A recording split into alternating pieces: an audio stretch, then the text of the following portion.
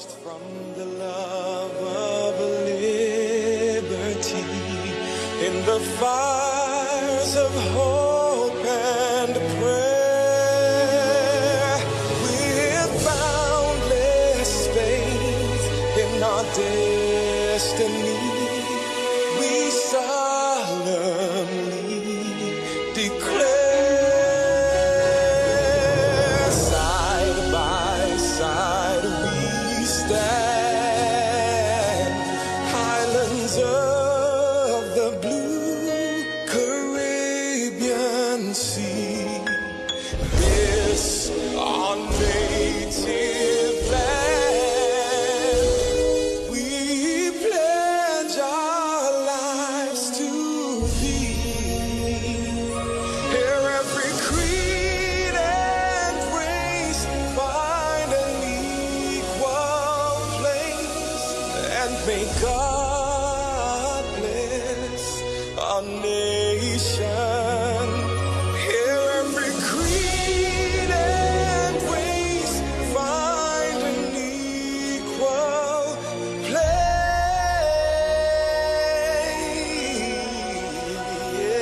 place, and may God bless our nation.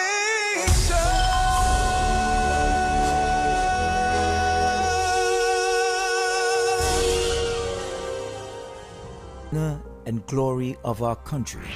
This is a special edition of the Monday Night Report, Local Government Election 2023, the United National Congress on the road to victory on all platforms.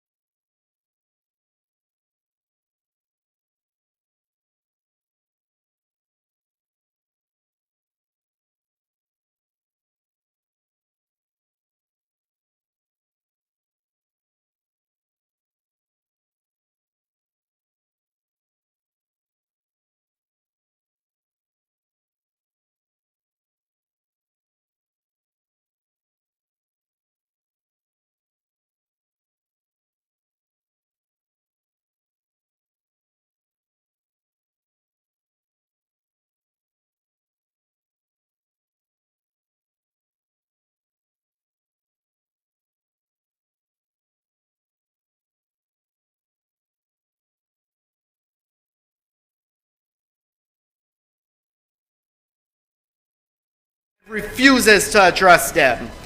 Instead, they prefer to come every other year to promise, and more promises.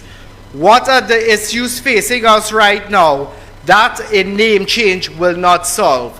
Let me list a few. This is a few of the many. Presently, our farmers face major hurdles in feeding our nation. A simple thing such as a steady water supply to water their crops is not available. When there is rain, all the water ends up on the roadway, and none is in the taps. In the dry season, it's the same. No water in the taps. The subsidies that they touted by this government to support our farmers are just subsidies on paper. I have repeatedly received complaints from farmers that they submitted every single necessary document they need to provide and no approval was given. Look at the price of fertilizers today. It's a burden on our farmers and the government refuses to lend support to them. And then the PNM complains that we don't support local. Then the fishermen of Otahiti and Labre are completely neglected as well. They are left hanging with the PNM government when the PNM government regular gasoline, forcing the fishermen to incur other expenses and in purchasing kerosene that is without any subsidy today. And to show how disconnected these people are, these PNM people are, from the reality which is on the ground, is that they are offering a subsidy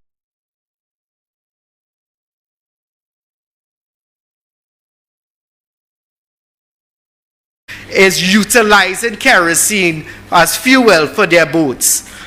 PNM, seriously, all you come down from there, get in touch with reality and what the people facing on the ground. Another issue, look at the situation of our roads. They refuse to provide funding to purchase material to repair the roads, completely neglecting the people of Otahiti Rosilak for years upon years.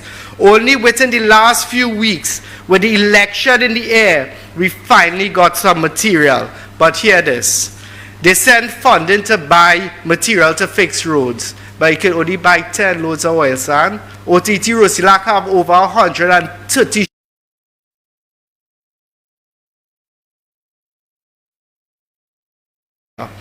The maths not mathsing. That is PNM maths, ladies and gentlemen. My friends, they came last minute again to do work on the Point Fortin Highway after leaving it abandoned since 2015, stopping the great work started by our leader, the Honorable Kamala Prasad Bisesa. What they did in my area, they diverted all the minor water courses into one water course that was never designed to carry the increased amount of water. This has resulted in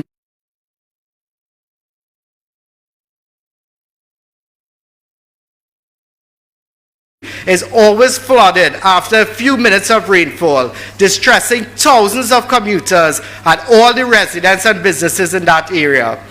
The entire area is completely inundated with water because of this one foolish decision, all in the name of political gimmickry. Then we have flooding along the entire Dow stretch that always occurs every single time it rains, and the Minister of Works has been turning a blind eye. I will not say more, but I will show you this video of the plight of the residents and commuters. Take a look. Shame.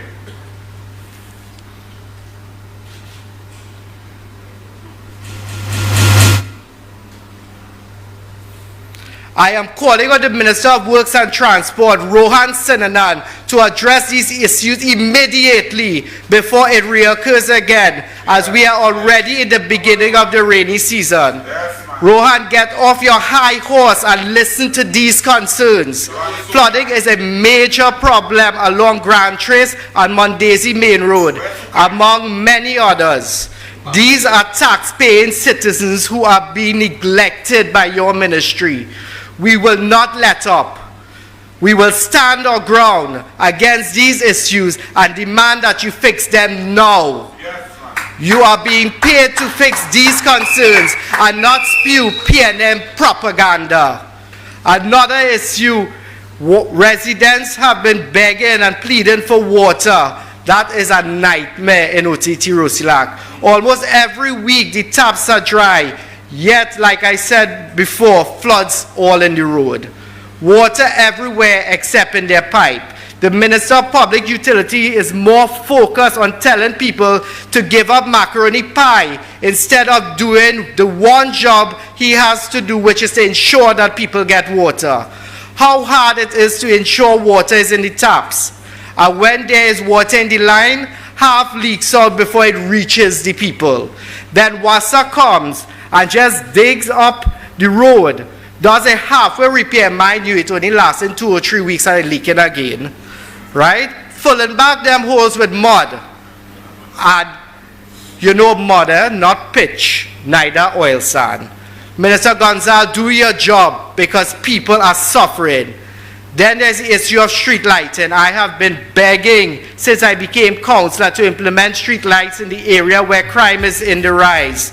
Look at the state of Bay Road and Otahiti and Pierre Road Extension and Labrador today. Crime continues to rise and citizens do not feel safe because the area is pitch black whenever the sun goes down. A simple street light can do wonders. The unemployment rate in my electoral district among young people is very high. I see the Minister of Youth Development is hosting recruitment fairs in several areas and none of them being held in the rural areas such as OTT Rusilak. Why is there none being done in these rural areas, people? To the nation. But stand your ground. Don't vote and come out and support your UNC candidate because the UNC is the only party with a compassionate leader and people-centered policies. Again, I urge you, don't vote. I thank you.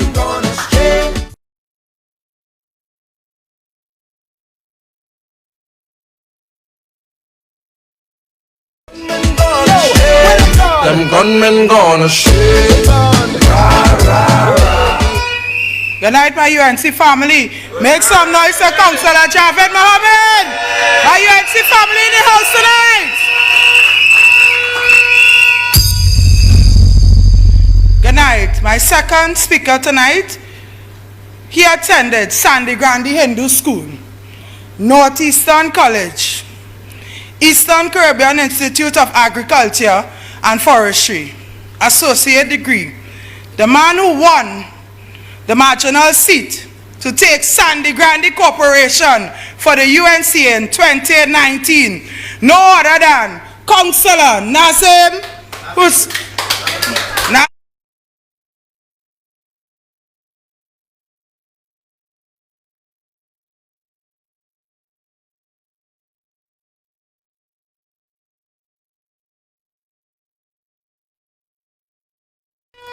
Yeah, thank you very much, Whitney, for that, and the audience here for that warm and rousing welcome.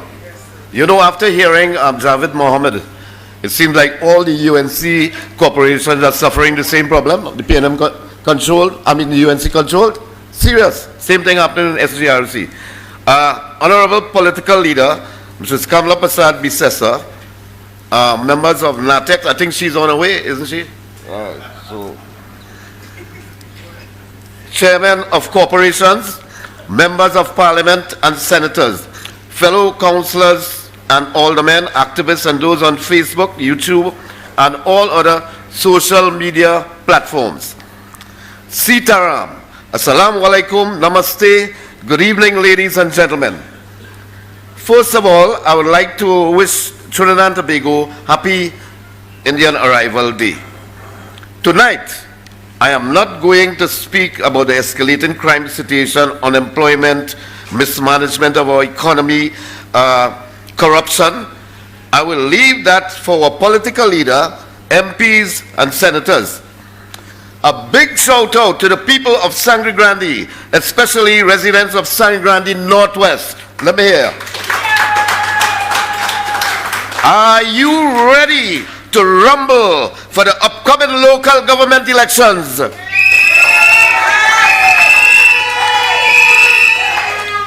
Ladies and gentlemen, since being elected in December 2019, over the last 3 years, I've worked tirelessly on behalf of the people of Sangre Grande Northwest, despite the challenges and constraints such as allocation with little or no releases from central government for 20 days employment and materials and supplies. We are in the 3rd quarter of this fiscal year and no releases for material and supplies, which means that no in-house projects, no cylinders, no inverts, no tar, which we call bitumen or CH3 oil, crusher run, to repair those potholes, all over San Grande. And I have my colleagues here, they would attest to that fact. However, I was able to pave the following streets through award of contracts by the administration of the San Grande Regional Corporation from 2019 to 2023. Now I've been given a few minutes. And I don't want, actually, just give me some time if I reach, right. Yeah. And I want to remind people out there, businesses and contractors,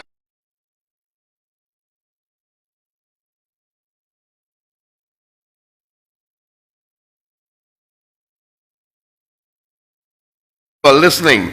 Now, streets paved, Bougainvillea Drive, Picton Extension, Kuka, Roy Mutu Avenue, Rup Singh Street Extension, Sugars Lane off Blake Avenue Extension, Ramlogan Gardens, Damri Hill, Sherian Avenue off Railway Road, that is where Banwari lives, George Avenue off Ramdas Street, Picton Road Extension, where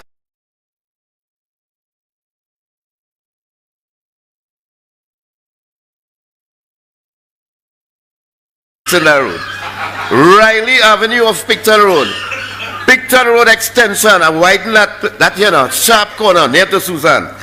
Widen, pave, and install a barrier and a mirror at that sharp corner. Box trains, Goodhope Street to Rup Singh Street, 3 phases. Neil Street Extension, next to Avenue, the back of the Catholic Church. Celia Circular.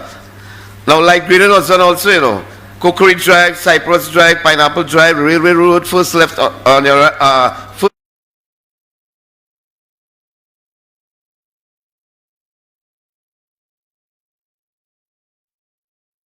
at corner of Goodhope Street, Picton Road, corner Adventist Street and Ramdas Street, corner Cross Street and Picton Road, corner Picton Road and Kitwaru Trace, Picton Road Extension by the sharp corner. The following contracts were awarded and carried to start soon: Cypress Drive, Pineapple Drive, Orchid Drive, Hibiscus Drive.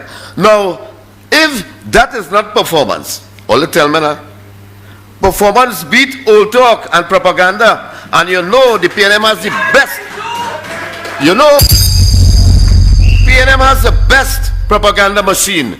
They'll be coming with full force to win San Grande Northwest.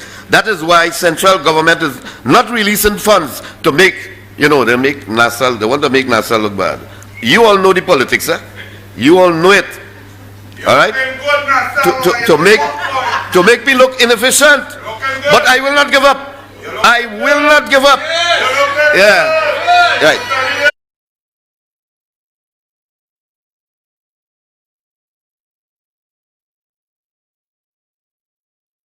Right? Gomez Street to accommodate the San Grande in the school pedestrians, students, teachers, everybody, parents. Goodhope Street to accommodate preschool kids care center, sidewalks. The tourist cemetery, you see, are taking care of it there and all, eh? Reserved the car park area, construction of box drain, and landscaping the frontal area. All I ain't finished yet, you know. Installation of communal tanks. Cookery Drive, Babande, Cherry Lane, Swancory Extension, Pineapple Drive, Coca, Robinson Lane Extension 3, that is after the preschool, Upper Babande, Cashew Drive, Babande. Now, sporting and cultural activities, I love it. Now, when at a younger age, I partake in cricket and football, so I love it. I provided hockey-sized goalposts for Damriel youths, donated football gear to youths of Blake Avenue Extension. And here it is, the Hilltoppers Steel Pan, paved the yard and the car park, the Steel Pan Academy. That is a very, very good organization which takes care of the youth.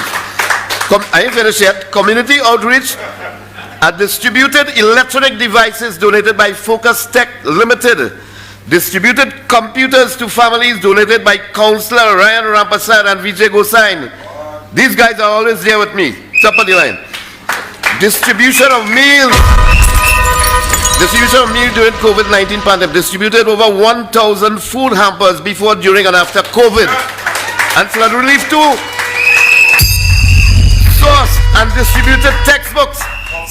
Stationery supplies to primary and secondary school. Collected and distributed clothing for the lesser fortunate businesses of my district. And don't forget, I had toy and tree drive. consecutively 2020, 2021, and 2022. Now,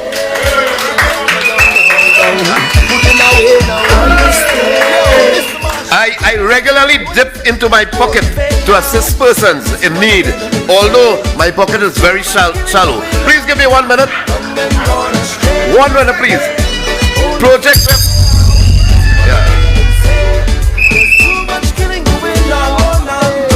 All right, so but I have some projects here, all right, that are going to take place sooner or later. Railway Road, Crookston Street, Gomez Street, Rousseau Street, Kitwaro Trace Extension, Hibiscus Drive, Jacksonville Street, Kenny Street, Michael Street, Celia Circular, and some box drains. When I walk in, I'll let the people know. Now, due to the adverse weather conditions, just imagine one little rainfall and the rivers flood up in Grandy. Fleets was, But I wrote to the Ministry of Works, all right, the Ministry of Works, and believe me, I got some negative. Yeah, right? All right, so as I end, I must ask, I just have 30 seconds there. As I end, I must ask, are you fed up of this PNM government?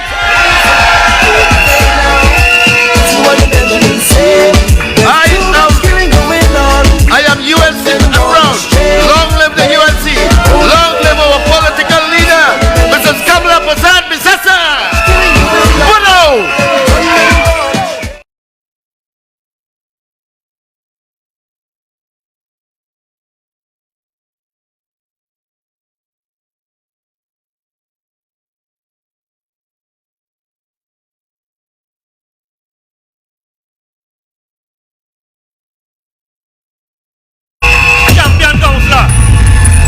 From the Sangre Grande Regional Corporation.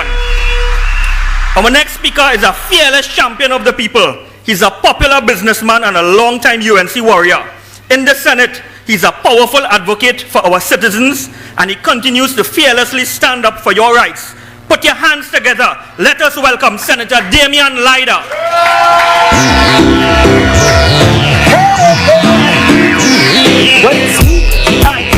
UNC family! We hear you! I say good evening to the UNC family. Let me hear you! I say good night to the media, to those listening on the airwaves, all of you who are inside our new headquarters here this evening. And we say good night to those MPs who have been battling and fighting for us today in the Parliament. Led by the strong, the durable, the enormous lady who blazed them in the Parliament earlier today, the next Prime Minister of Trinidad and Tobago, Mrs. Kamala Prasad Bisasa.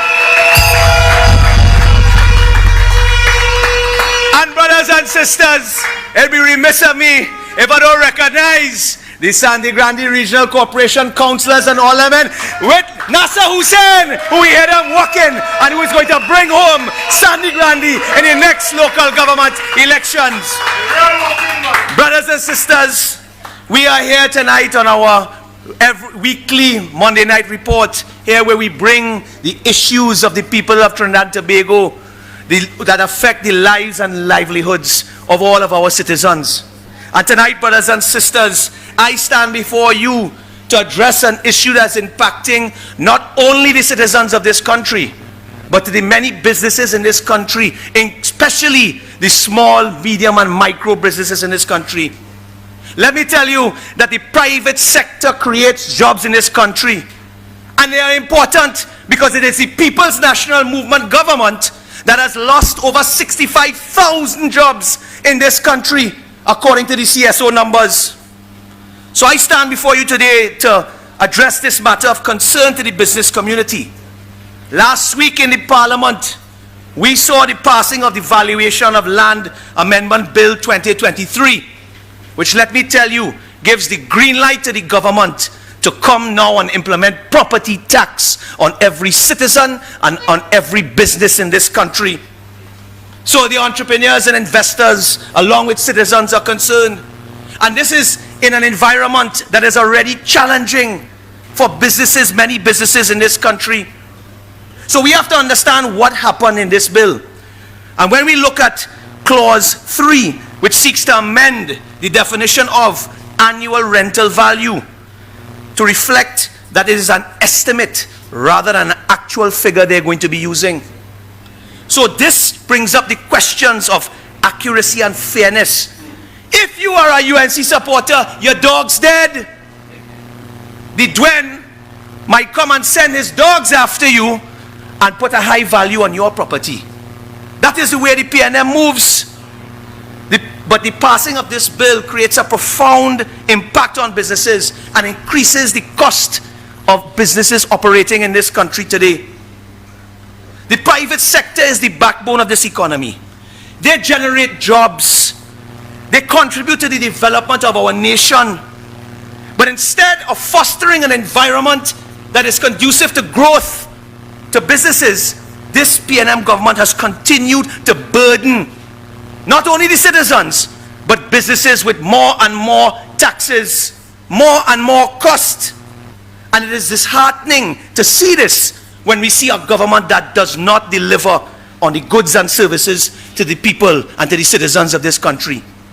It was Saddam Hussein last week who was fighting for you in the parliament, who said, when he was debating the bill, he pointed out, why should citizens and businesses be expected to pay property tax when the government has failed to deliver on the basic goods and services in this country? When we see the level of flooding, when we see the decay of the infrastructure in this country, when we see a runaway crime problem, we ask, how can the government at this time have the belly to come and implement property tax now? Wicked. This government has no sympathy, not only for the citizens, but for businesses in this country that employ hundreds of thousands of citizens. Brothers and sisters, we are being asked to dip into our savings, especially after one of the worst times in our history in this COVID pandemic. The government likes to blame everything on the COVID pandemic when it suits them. But what about the citizens who have suffered as a result of the COVID pandemic? Naturally, you know. I stop and I ask everyone to rise and welcome the Honorable Naturally, political leader and the next Prime Minister of Trinidad and Tobago, Mrs. Kamala Prasad Bisasa, who is here and joining us here now. Until I see you right.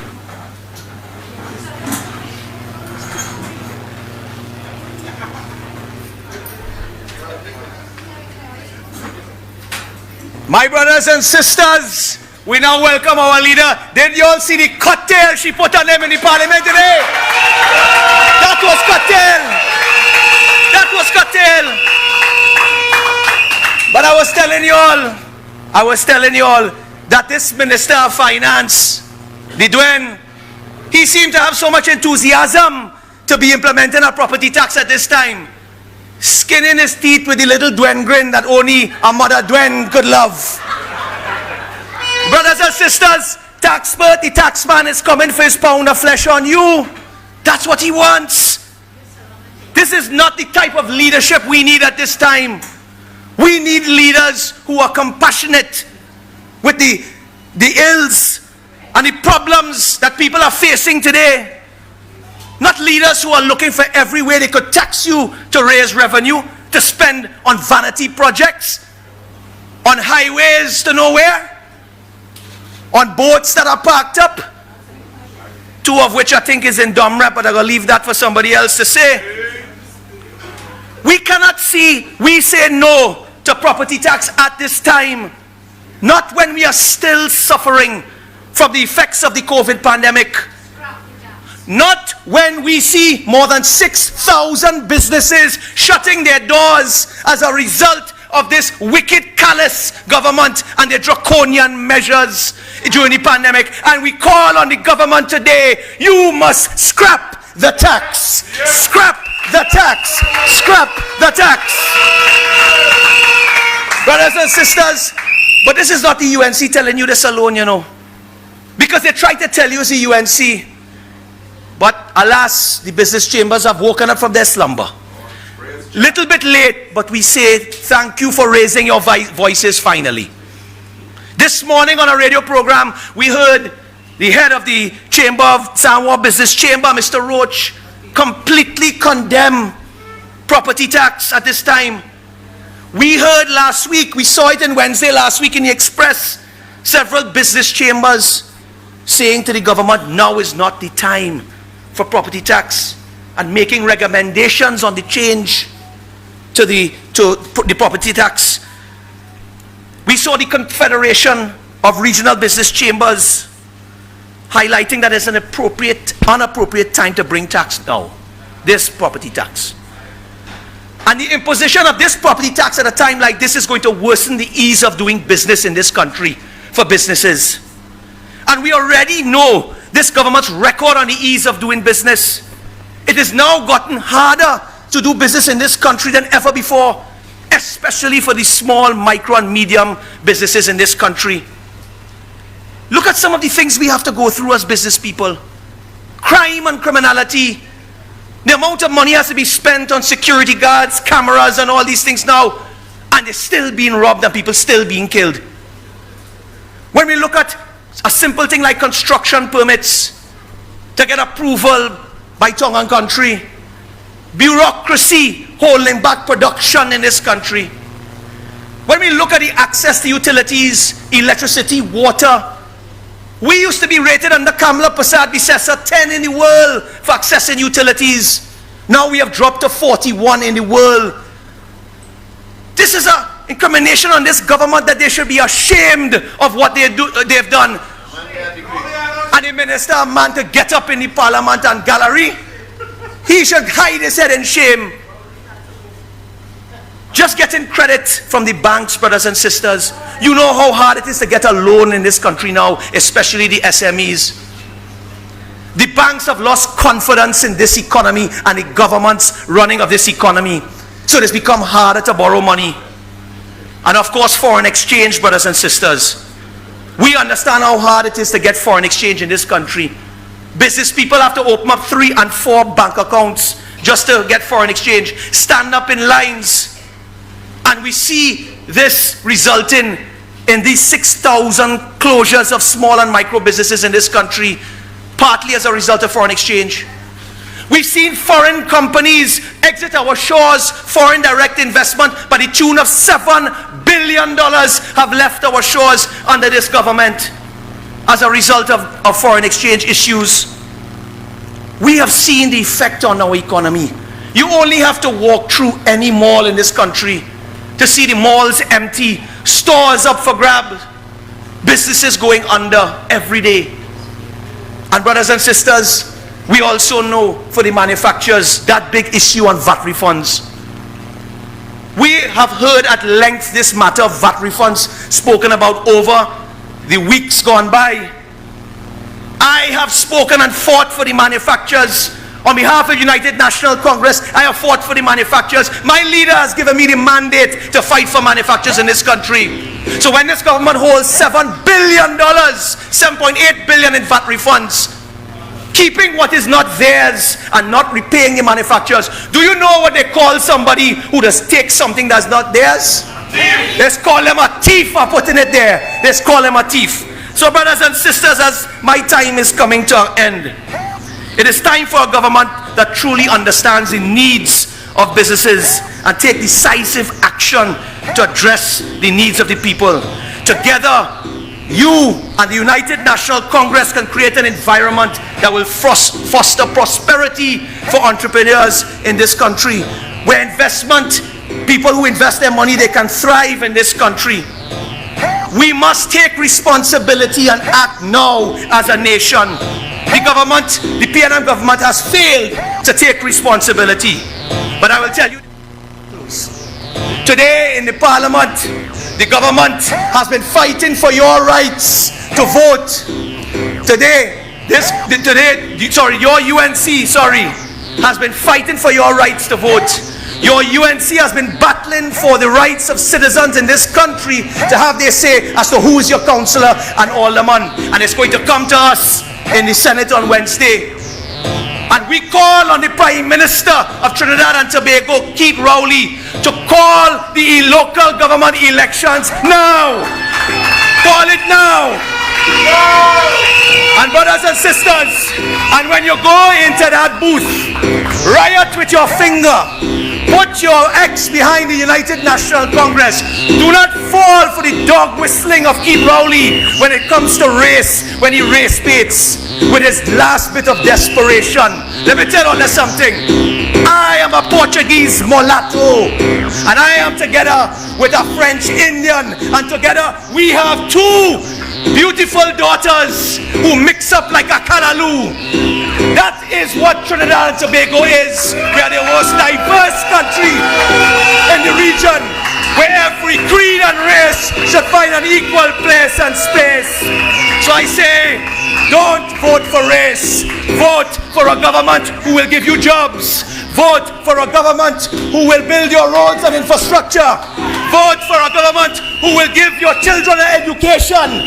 Vote for a government who will help you at the hospital. I say to you, brothers and sisters, Kamala Prasad Bisesa has given a fertile ground where every creed and race will find an equal place and space in this country. Don't vote for the United National Congress. I thank you. There's too much killing going on. Gunmen gone astray. Yeah, only faith now. See what Benjamin said. There's too much. A pleasant good night to our political leader. Welcome, political leader. Let's make some noise for Senator Damian. Don't take it up another like him. Our next speaker, he is most distinguished, handsome, national athlete. I see people laughing, boy. And who has been? Oh Lord.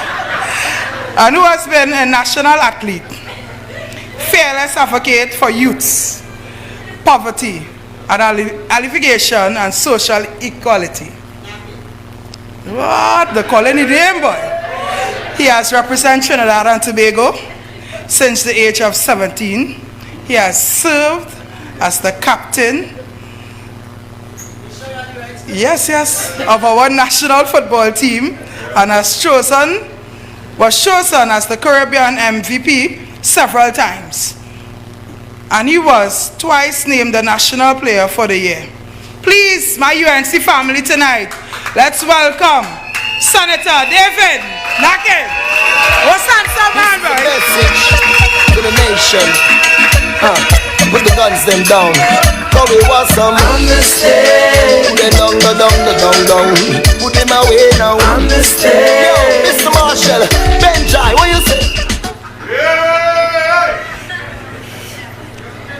Good evening, UNC family, and especially my very raucous Senator Annie Roberts. All the time. A special welcome to our very, if I am distinguished, then we don't know what to call her. If you saw her in the parliament today, if I was a general on the field, she was the general in the parliament today. She controlled our whole parliament today. It was amazing to watch how she destroyed PNM today, especially Farzal. Unbelievable leader, political leader. I would also like to welcome the person who always took it upon himself to bring us to these passes where we poke the PNM in the eye. Let's give a warm welcome for Ravi Balgobin Maharaj and his lovely wife.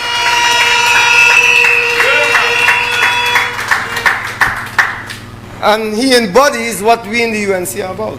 We in the UNC are about search for social equity, for justice, to stand up for the oppressed, and most of all, to stand up against what is a very, very tyrannical and dictatorial PNM government. And let's realize something. This is not a typical PNM government. This PNM government of Keith Christopher Rowley has an agenda. They always had. And our leader was the first one to point it out from the onset. Rowley is about controlling power. Rowley is about corruption, incompetence, by any means necessary. And they will mask it and make it look nice and try and wrap it up. But we are not fooled in UNC. And that is why we fight for you. That is why we come out every day and we fight for you. We don't fight for the privileged few. We don't. And that's what brings us to what I have to speak about today. I am the shadow for a constituency, from, in my opinion, the most wonderful constituency on the East-West Corridor, the Tinapuna constituency, and we have our wonderful people here. And you know, they like to say Tinapuna is a very troublesome constituency, but you know, when, it's not, when we are under the gun, when our backs are against the wall, we come together. We come together. And that's what the UNC is about. And I'll tell you why. We get into the business end of things right now. In football, we say when you're coming on to the end of the season, games on the line, championship on the line, that is where we have reached now. Elections coming. This is the business end of the season. There's now no time for little conflicts. There's no time for disunity. There's time for UNC to come together under Kamla Prasad Bisasa. So when we think about the Tinapuna constituency, it serves as a model for the entire country. Let me tell you why. Maybe some of you don't know. Tinapuna back in the day was a hub for education, a hub for economic activity, a hub for sports. Right now, Tinapuna has died. It has become a killing field. Mingo Road, Upper St. Vincent Street, first trace, second trace, in the zone. Deaths every day. Unbelievable. And they cannot find their MP, Esmond Ford. Rowley, not one time in a constituency that has continually voted for the PNM, not one time came up to Tinapuna to try and speak to those of disaffected youth. Doesn't care. Why should he?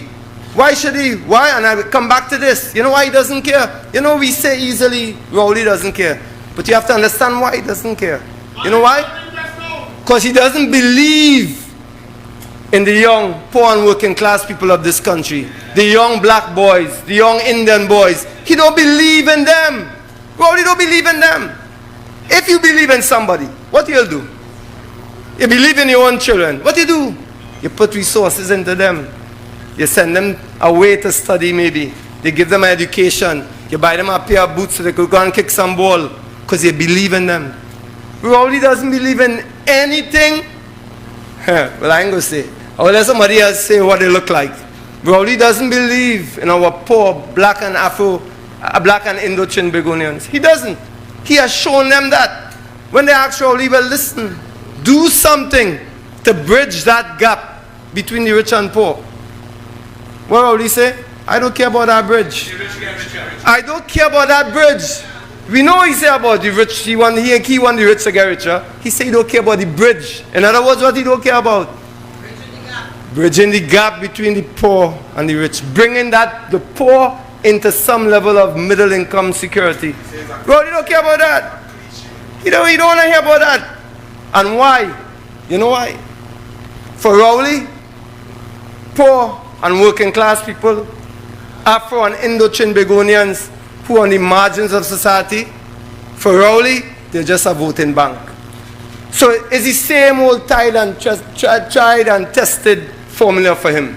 Somebody once told me, road paving and race baiting. That's the formula for Rowley. Road paving and race baiting. He bring it up every time. Rum and roti politics, the leaders say. That's what he's famous for. So he feel at any point in time, such little respect does he have for our black and Indochin Begonian people. He feel that he could come back with that same formula and win elections. If he could just pull that out, come and tell you about his black skin. Boy, I was up in Tinapuna, up in Mongdo, always up in Picton. Let me tell you something about this youth right now. And people tend to believe that somehow in the disaffected communities only Afro-Trinbagonians. No. We have Indo-Trinbagonians suffering right now. All our people suffering.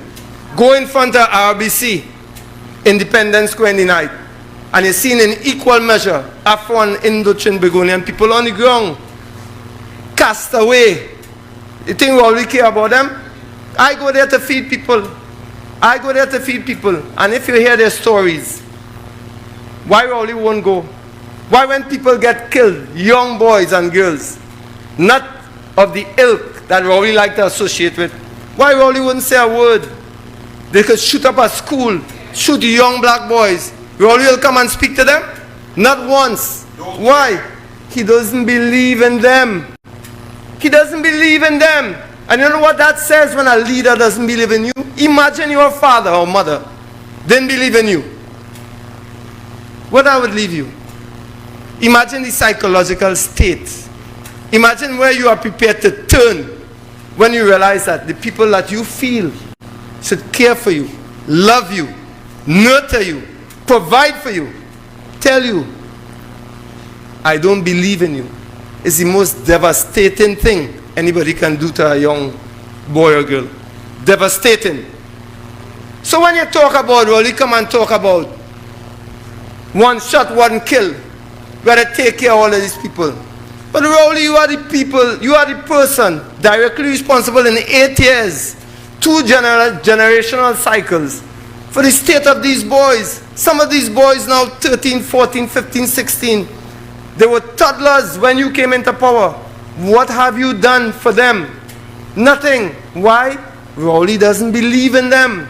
He doesn't believe about them.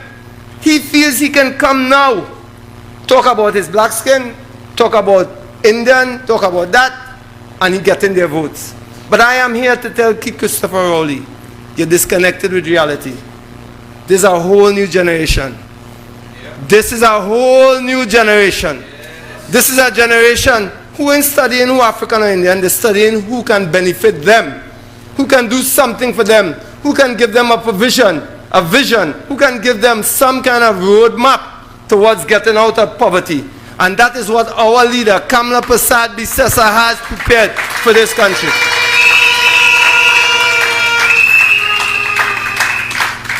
There's no one, no other government in the history of Trinidad and Tobago who invested in sport. Sport is the facilitator out of poverty. If I tell you the amount of national heroes that you all consider heroes were middle class, lower middle class, I could call them from Latapi to York, to Lara, to me, to Nixon, all of them, education and sports to get out of poverty. So what does Rowley tell you? I will come and cut sports and education, and then tell you he care about you. He telling you then, I don't believe in you. Shame.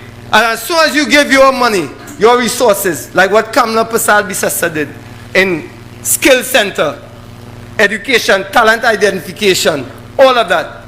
What they say? Kamla given to who? Community leaders. Why? You can't give to no black people, no Indian people. But if you give in to Sabga and Mute, no problem. You give it to Kusal and Sami, no problem. That's why Balize going up and up. But if you give in to the young boy in Tinapuna in the zone, who can real play? I see some man, they can real play football. All they need is a pair of boots. All they need is some kind of league. And who had that? The best minister of sport, Trinidad and Tobago ever see. Anna Roberts had that in place. They could say what they want. I telling you the statistics, I telling you the data. You know, under that, the program, live sport that is so maligned, 2,000 people working every day, talent identification, sports program in works, education under Kamla Prasad Bisesa. Gate wasn't just open a little bit, open wide the gate. Education, people on scholarships, no brain drain. Now under this government, who telling you they love you? Who telling you they care about you? Well, if they care about you, why they close the things that give you access to a better life? It's a simple thing. It's a simple thing. This politics is no big set of thing to get up like Al-Rari and stunt and the boss put him in his place good and proper today. That is not about politics, it is about, politics is very simple, you know. You cannot keep voting against your self-interest. Anybody else will tell you, you are a madman. If you keep doing something that is not for the benefit of you and your family, where does that leave you? What I tell you? You're dotish. You get a doctorate like Rory. That doctorate Rory get. The D was for dotish, disgusting, despicable. As a matter of fact, because of that, they should have game 2. Easy, you should have game 2. So when I tell you all have one choice. Because we have one vision, which is to serve all the marginalized people of this country. It can only happen under this UNC, under this leader, under this group that she has brought together, under these people you see here, sitting here, ready to fight for you, day and night, ready to get all kind of abuse. But we take it. You know why? We want to see those smiles that you have on your faces right now. We want to see you having a better life for your children, for your grandchildren. Because we are UNC. And we are strong, we are proud, and we are here for you and for the people of Trinidad and Tobago. Trinidad and Tobago, love in the house, all the time. This is the message to the nation. Put the guns them down. Cause we want some understand. Thank you very much, Senator David Naked.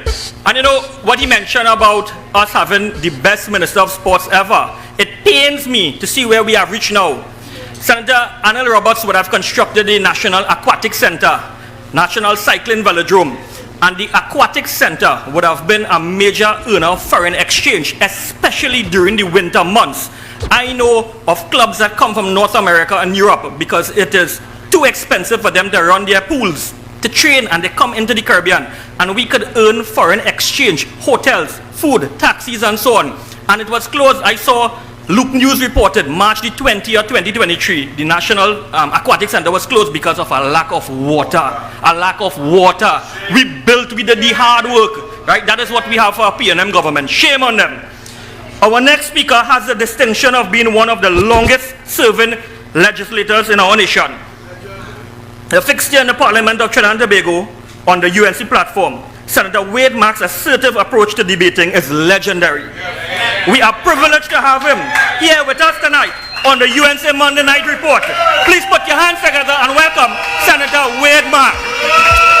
This is a message to the nation. Put the guns them down.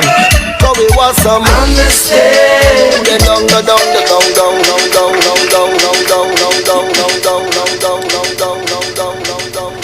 Thank you very much, Brother Chairman. The Honorable, distinguished leader of our beloved party and this country's next Prime Minister, the Honorable Kamala Prasad-Bissessar. My colleagues from the Parliament, both houses, executive officers, councillors, Ravi and his beautiful wife this evening, and all my brothers and sisters assembled here to this and for this very important Monday night report.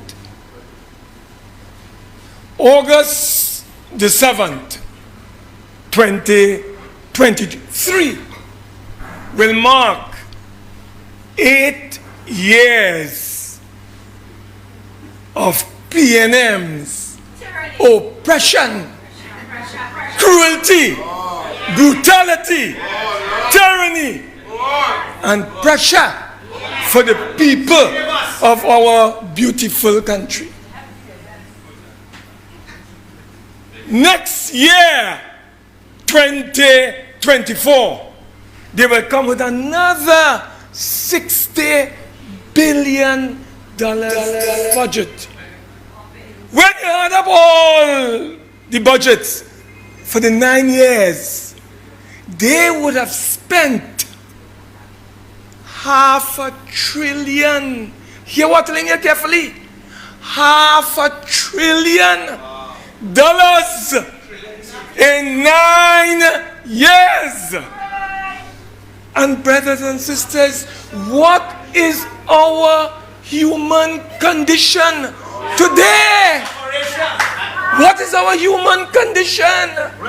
It is joblessness. It is homelessness. It is poverty. Brothers and sisters, look at what is happening today.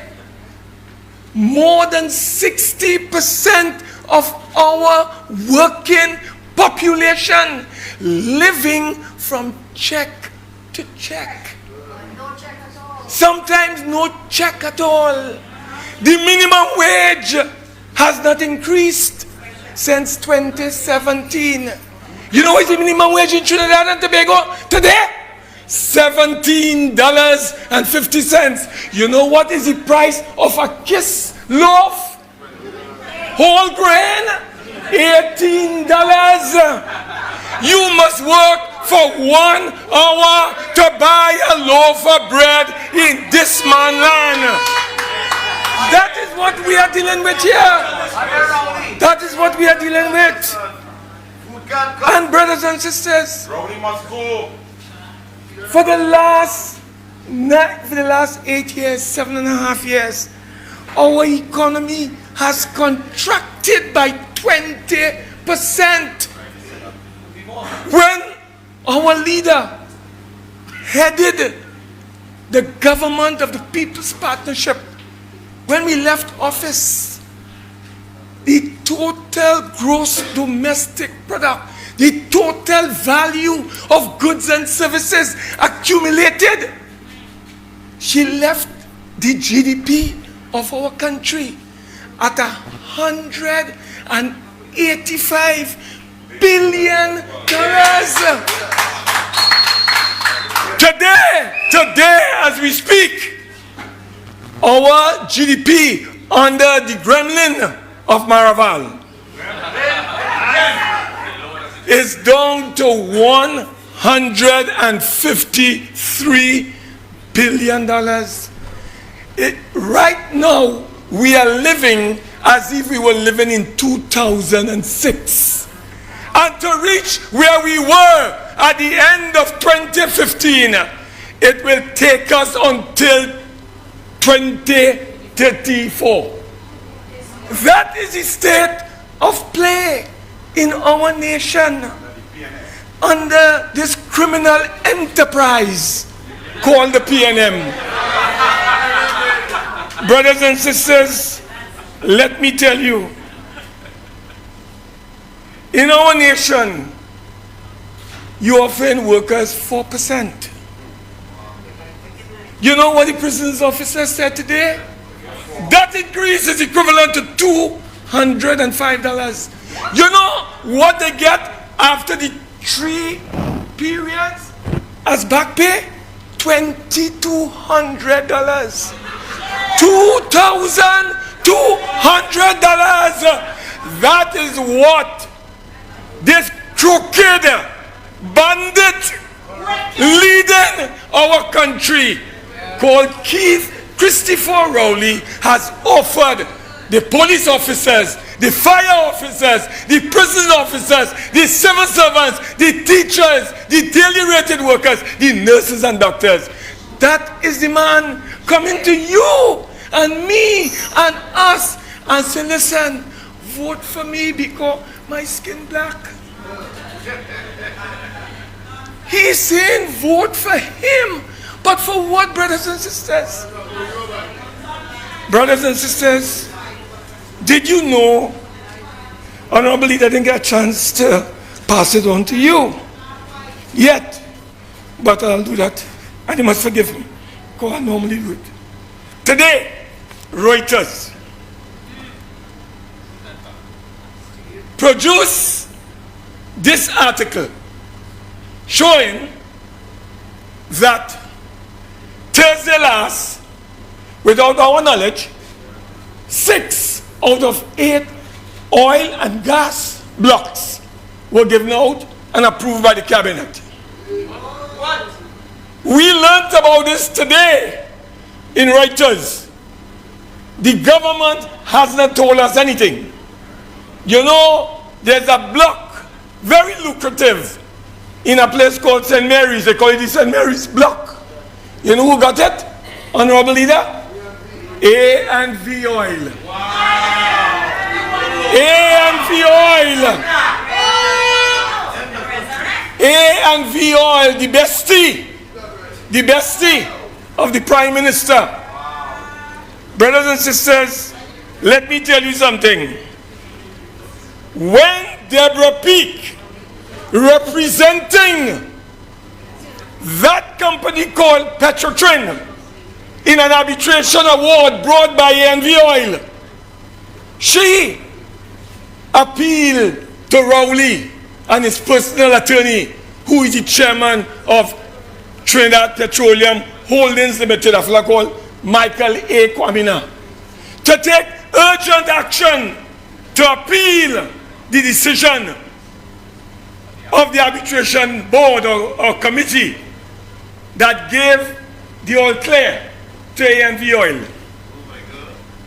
You know, them fellas they never gave the all clear to Deborah Peake. They never appealed the arbitration award. You know how much that costing us? Close to $1 billion. Wow. So Rowley did not appeal the award given when he was told to appeal, and we, the people, are being called upon to give A&V Oil and Gas close to $1 billion for fake oil. Rowley did that. Rowley dropped the case involving Malcolm Jones in the gas to liquid project that cost us billions and billions of dollars. 1.2 billion. That fella, as my brother David told you, doesn't care about us, doesn't care about you. He cares about himself. Brothers and sisters, my time is limited tonight. But before I leave, I must tell you something. You see, whilst these fellas are thieving, stealing, filling the pockets, you know there's a place called Pennywise in a place called Scarborough, Tobago. If you go in a supermarket, Honorable Leader, you'll see chicken well wrapped up, and it's marked Alma Farm Chicken. You know, penny savers, rather. You know who are the owners of Alma Farms? A fella called Alan Warner. And when you look at the certificate incorporating Alma Farm in 2008, whose name come up there? Keith Christopher Rowley. So he gained 2 salaries. He gained money from chicken and goat. And then he getting $70,000 a month as a prime minister. Brothers and sisters, whilst he gained money,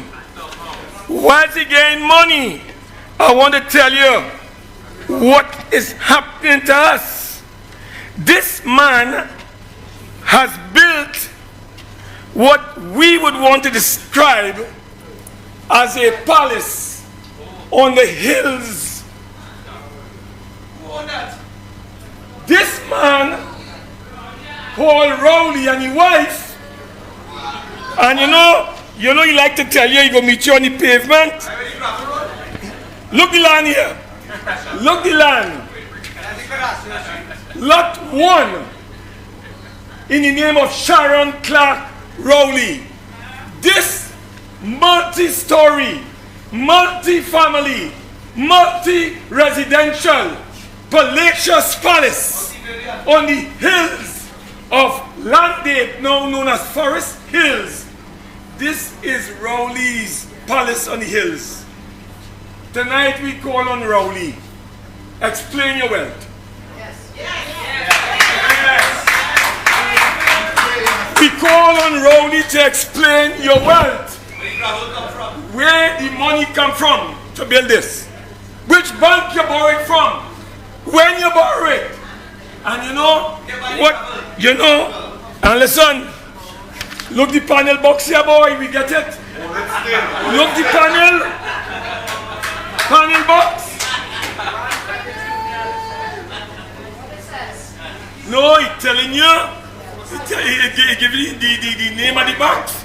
So I just want people to know that you could get this right there. Right here in Forest Hills. What does it say?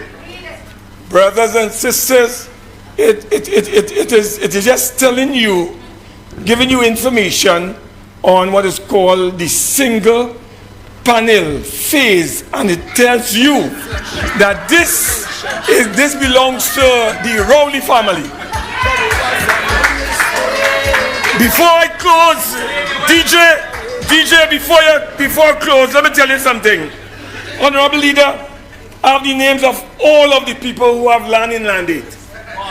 Every one of them. I want to just give you a few names to tickle you.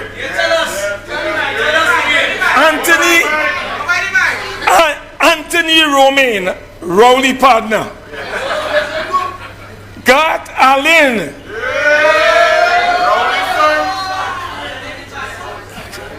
A fella called Barry Ferdinand. A fella called, a next one called Noel Garcia.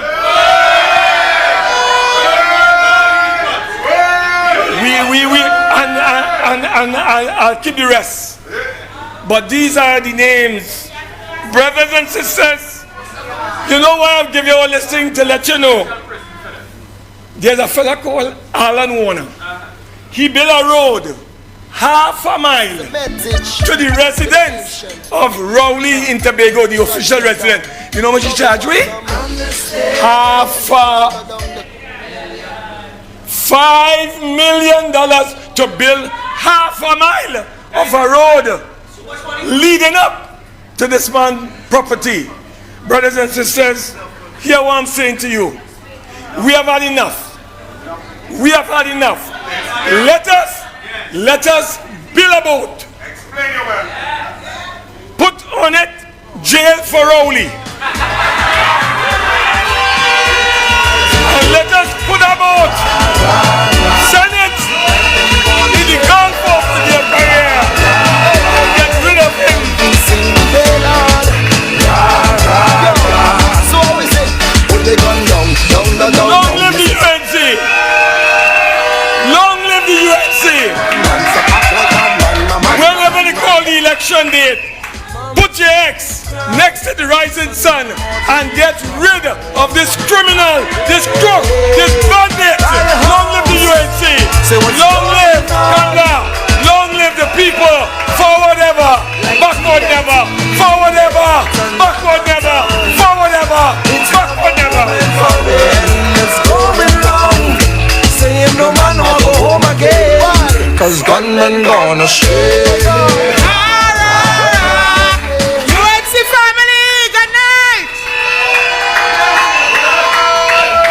I think we can get a better speaker than that, boy. Real information leak here tonight, you know. Oh Lord, boy. Senator Wade Mark, you're busting fights on the man, boy. Our next speaker is no other than a UNC veteran like Wayne Mark. That's a female version. She has previously served as a UNC government minister, and today she is proudly serving as the opposition senator and UNC deputy political leader. Known for her high energy and a straightforward approach, she continues to hold the PNM to account in Senate. Welcome our vibrant and our one and only Senator Johnny John.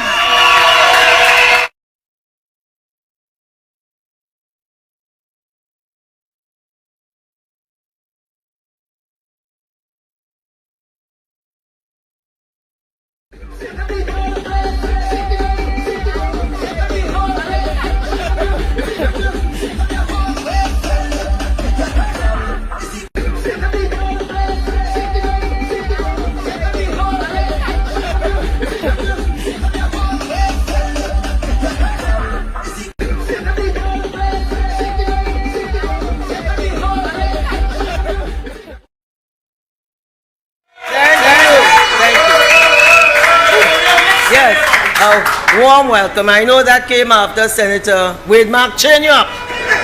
But good evening to our honorable political leader. I didn't know beauty and brains could look so. But that was licks today, leader. That was licks. All of our representatives, whether our wonderful honorable political leader, our MP for Barataria San Juan, MP Saddam Hussein. Today I told him I couldn't be more proud if he were my son. He was just fantastic. And MP Dinesh Rambali. What a showdown. So even Dr. Rowley has no choice but to admit that the UNC is the only force he's afraid of.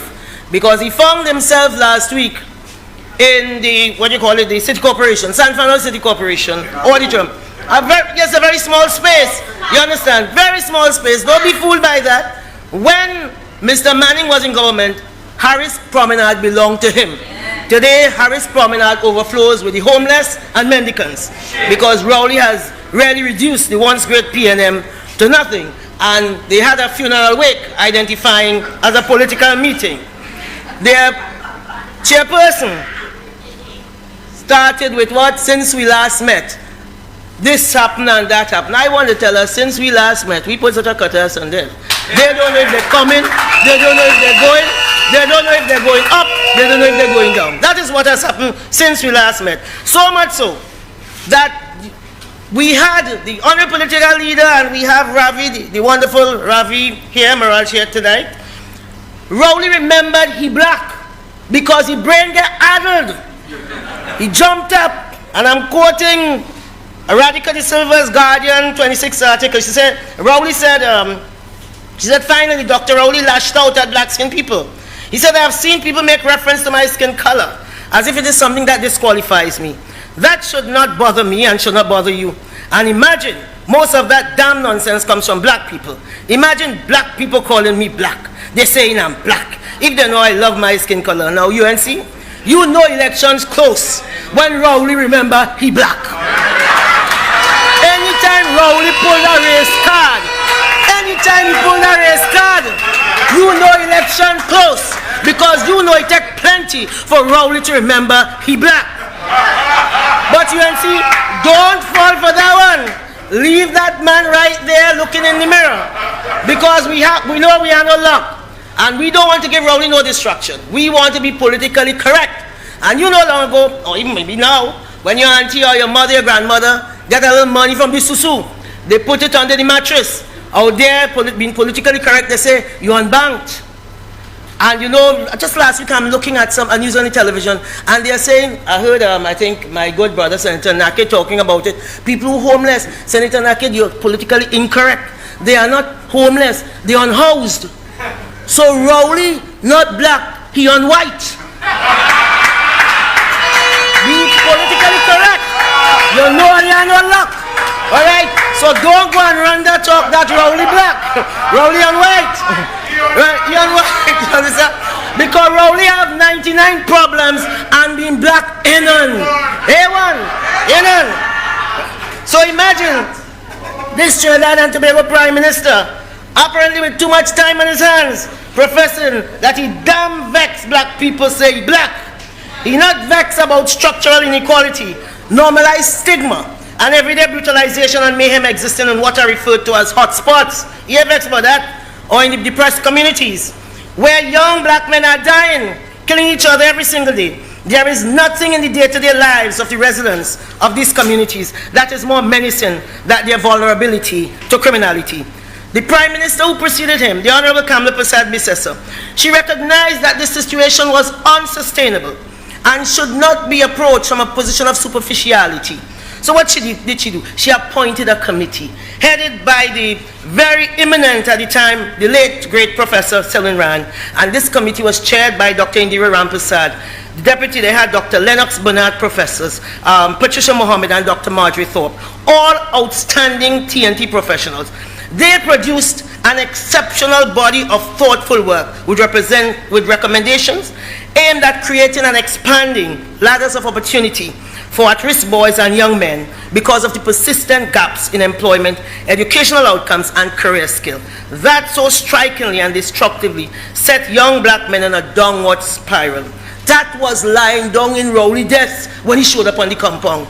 Did he bother with it? No. He too arrogant. That ain't good enough. And Senator Roberts said it, Senator Naked said it. He just don't care. All he cares about is that they show up, they stay alive long enough to come and vote. So they titled this body of work, No Time to Quit, Engaging Youth at Risk. And they quoted, David Rudder's Madman Chant, and so on. And you go online, that big body of work is right there. But I'm saying, it's okay, Rowley. Your time's short, and Kamala Persad-Bissessar will be back to implement all of the measures taken in those weeks. So the report of the Youth at Risk Committee seeks to put into perspective equity vis-a-vis opportunity. It seeks to move beyond the narrow concept of sameness and to embrace the concepts of difference in a multicultural, multi-class society of Trinidad and Tobago. The report argues that the young male population that is more at risk of directly being caught in the criminal world of drugs, guns, and deadly violent crime of African descent, especially those located on urban hotspots such as Laventille. So people don't care if Rowley black as he claims. They're just blue vexed that he appears not to value their lives, that he fails to think and takes into consideration they deserve opportunities. He doesn't care that many live a life on the margins without dignity or respect, lack of a vision, lack of an upward path, lack of a way out, never mind how much they're treading up the wine press. He just does not care. Many of the PNM supporters believe their black brother Rowley would have stood for them. Instead, he took their votes and told them to their face, I am here to bridge that gap, Senator Anil, to make the rich richer. And who they're dead. And what is happening? The dead bodies, mostly of young black men, are strewn in the drains lifeless, drunken in their own blood, dismembered, burnt everywhere. It is not normal for boys, young men, to believe it is okay to kill people, burst into your house, rape and violently beat you in front of your family, and act without fear of consequences. That ain't normal. But somebody dinged the smile on them boys' face because of lack of opportunity. We can't be wrong. Senator Roberts has been saying the same thing. Senator Naked has been saying the same thing. And our wonderful leader, Kamala Persad-Bissessar, who will lead us in this charge. So, I don't know. I remember addressing an audience at a Monday night forum in Brazil some time ago. I don't know, some of you will remember. And there was a young man who came up and said they wanted opportunities. His name was David. He said, we want some opportunities. We want jobs. I want to change my life. And what happened? The following day, Stuart Young, as the Minister of National Security, went and dig into the fella file and had a press conference. And he said the fella wicked and he bad and he has done all of these things. You remember that? It was terrible. And then, not to be outdone, his sidekick, Dr. Rowley, was down in somewhere in Central here on the estate, the Point Lisa's estate. He said, yeah, that fella, he have a rap sheet as long as me arm. All David was asking for was redemption and an opportunity. And they don't care about that. They don't care about giving these communities an opportunity. They had a press conference. They abused their officers. This thing was on the front page of every newspaper the following day. David's mother ran from where she was working to find her son. Why? Because his younger brother had been in jail at that time for 10 years on a murder charge. They don't understand the trauma in these communities. All they have to do is to show up and vote for them. So, where do they think the gangs come from?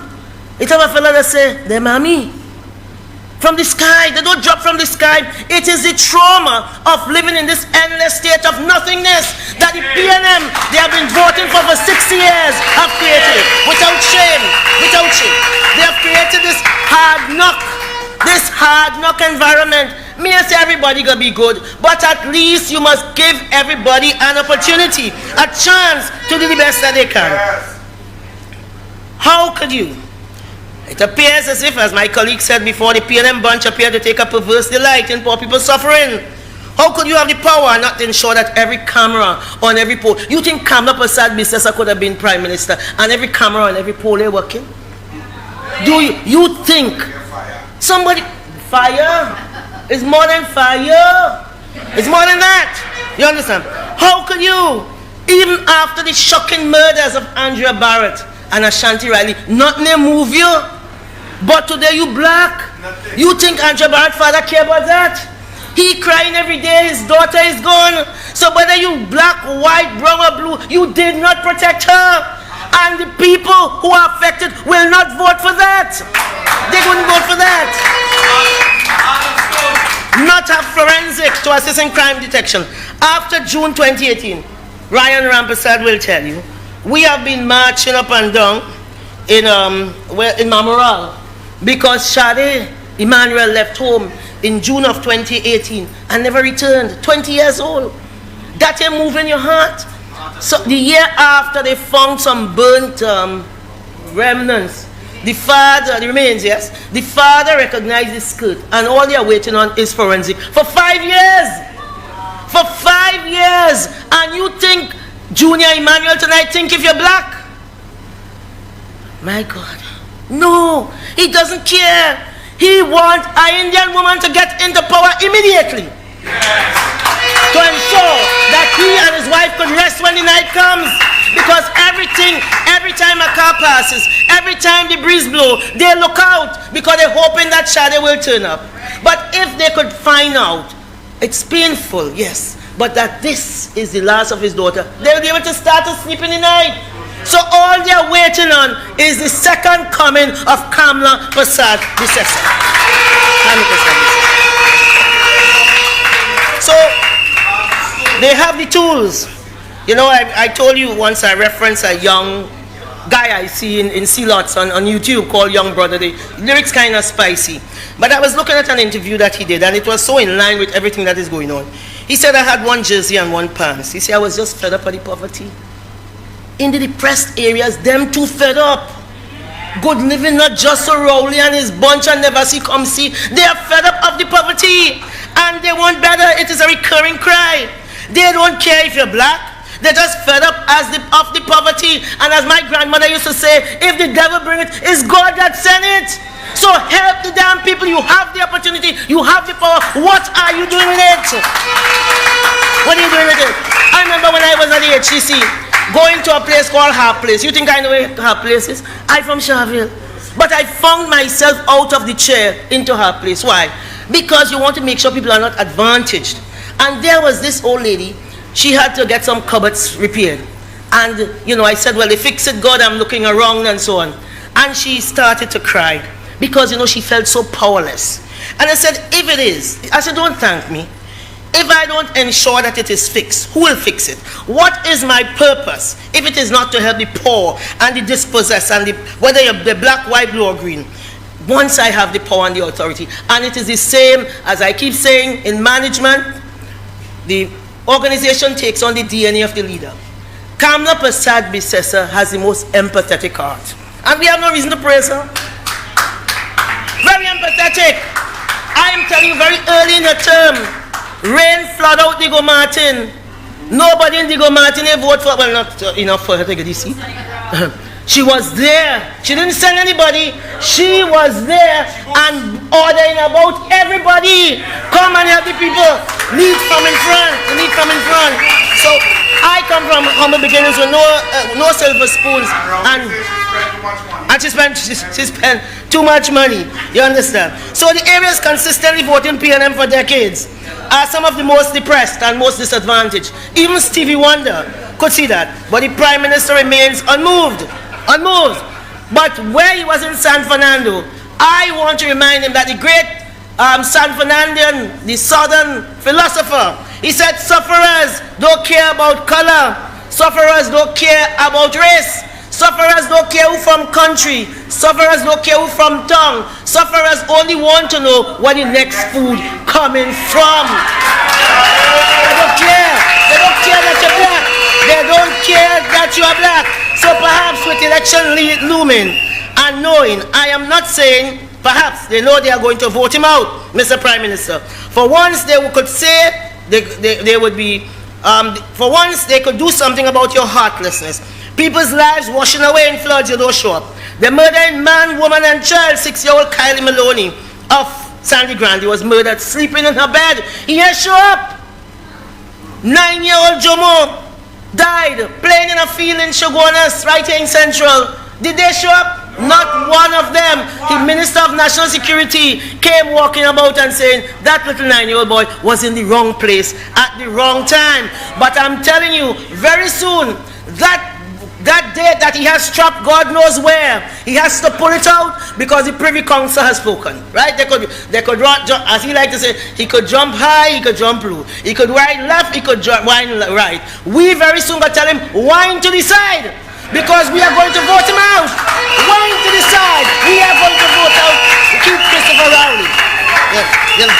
So at last, Rowley is confronted with the reality of the wasteland he has made of communities such as Mova, Beetham, Heliard, Laventille, Beverly Hills, Sealots, just on and on. When you walk through these places, you see firsthand how big is Rowley love. When you walk through Laventille, you see how big, how much he liked them. Since 2015, he is in office, and today he has reverted to, I am black and you are black. I just want to tell you, last week Thursday, I was going up to Moonan Road, and when we got to a traffic light, there was a lady, just coming to the car, told my mother, quick, take out some money. She didn't. So we went and we turned around, and we came back. And she said, so I gave her the money. She said, my name is Christine, I need help, pray for me. Trying to Tobago tonight, we have to pray for so many lost souls. Not that they had to be lost, but if this government's policies were better, Christine would not have had to stand by the wayside saying, young girl, pray for me. It is so wrong. Everywhere we are just in this emptiness and this hopelessness. And it is not because you're black, Dr. Rowley, they will vote you out. It's because you're cold and hard and wicked and bad. They're going to vote you out. So UNC people, we pray for Christine because but for the grace of God, quite high, yeah? UNC people are fed up with the politics of race. The politics of blame Kamala, blame the UNC, blame black people because they know that it doesn't help them when they go to the grocery. It doesn't help them get a job. It doesn't make them feel safer. It doesn't stop invaders from running into their homes and raping their daughters in front of their faces. So Dr. Rowley, don't cry me a river. It has nothing to do with your skin. I black too. And it's all right, I'm willing to work. We are willing to work with Kamala Prasad Bisesa. All of us. Don't waste our time.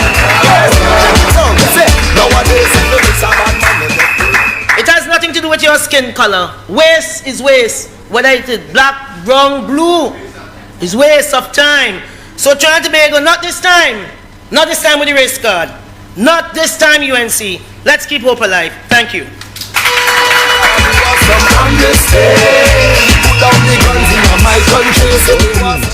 We speak up. In the house of the rising sun, there is room for anyone. Enough is enough, and the PNM must now go. 34 years as a party, holding the powerful accountable. Because in 34 years, we have done more for this country than any other political party.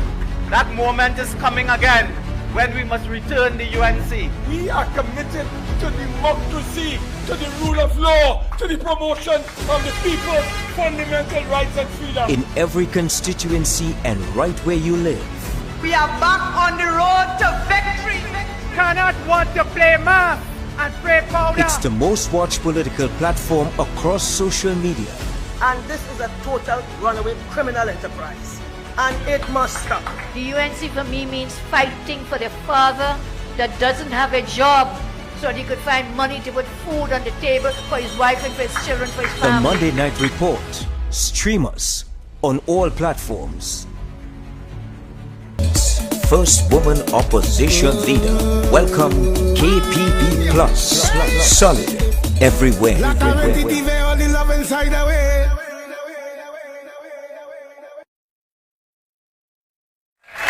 you very, very much. So, to my colleagues here, as you know, we had a parliament sitting, and that's why some of us ran a bit late, but I'll talk a little more about that in a moment. And let me just say good evening. Thank you all for joining us. UNC family, good evening. Good evening. And so we take this opportunity once again to report to you, the people of Trinidad and Tobago and first year, to our UNC family. Today we had to attend a sitting of the Parliament to try to clean up the mess that the PNM made over the local government elections. I want to tell the nation that the UNC is clearly ready for any election. The UNC is on the road to victory. People are fed up with this wicked, evil, selfish government. They are saying, as I have told you, don't vote, just vote. Don't vote, just vote. And when you go to vote, vote UNC. So if they had listened to me since 2019, they would have spared themselves the embarrassment. You know, somebody told me something like a joke. They said, you know, people in town saying they can't find no egg because all the egg on the faces of Rowley and his ministers. They were so humiliated at the Privy Council. Now they have to scramble to fix the mess. Or maybe they plan to deceive everyone in this country from the start. So before I continue on that point, let me thank all the powerful speakers who came before me. Let me thank the powerful speakers. I think if I had to give out a prize for most improved Senator Speaker, who would we give it to? Most improved Senator Damian Lyder.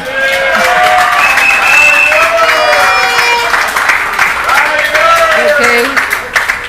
And there's a tie because Senator Nakid ties with Senator Damian.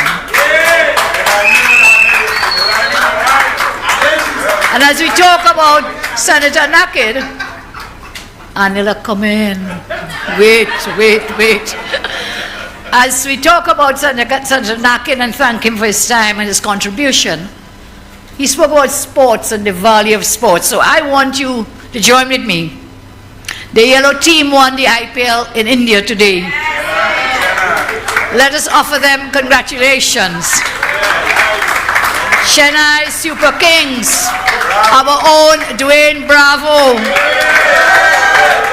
MS Dhoni, and all of them.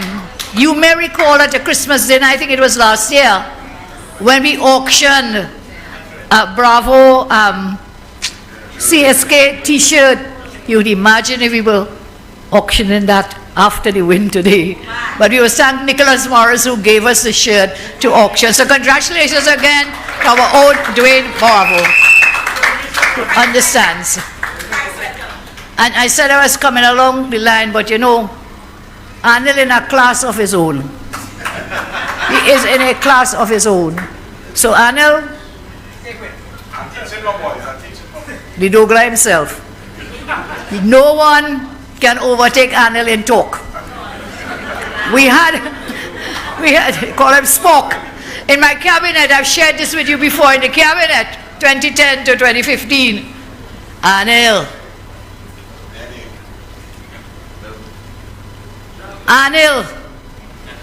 So it was dead air. He told me, he said, Prime Minister, it is dead air. On radio, dead air. He meaning, shut up, please.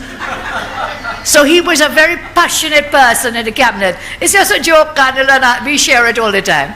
Passionate, dedicated, hardworking, best Minister of Education we've ever had. But no, Naked told us, that's what Naked told us, sports as education as well. There's a discipline, a good comeback, eh?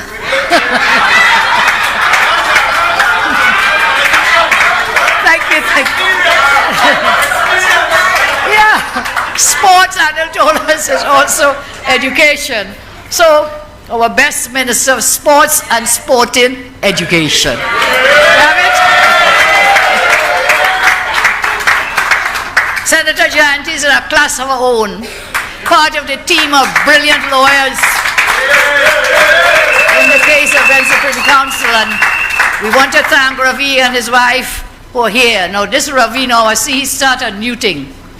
He comes and he sits in the parliament and he listens, and by the time he leaves, his endless email and WhatsApp and message and press release, and he's taking them on, because every time they hear his name, boy, them fellas like they want to eat like beasts. They get so angry because they know the tremendous work he's helping us to do and to achieve. So let's thank him again.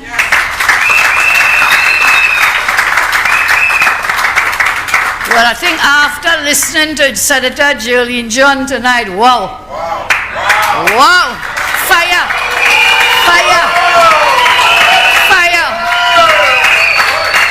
There must be something about the air in the headquarters here.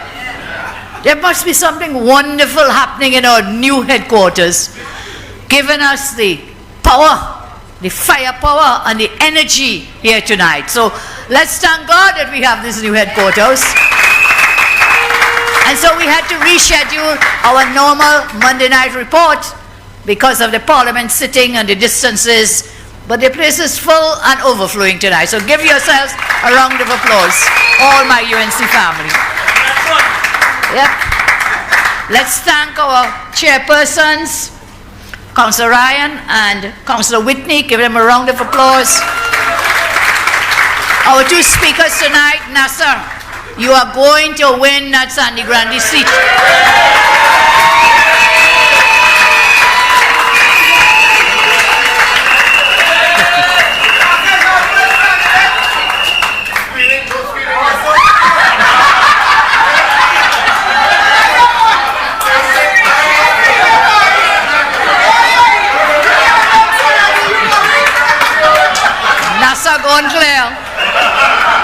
Go on clear. Let's thank Councillor Javed coming out with the Superior Corporation.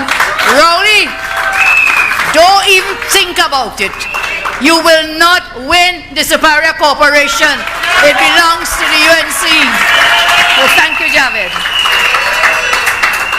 Tonight I want to share something with you.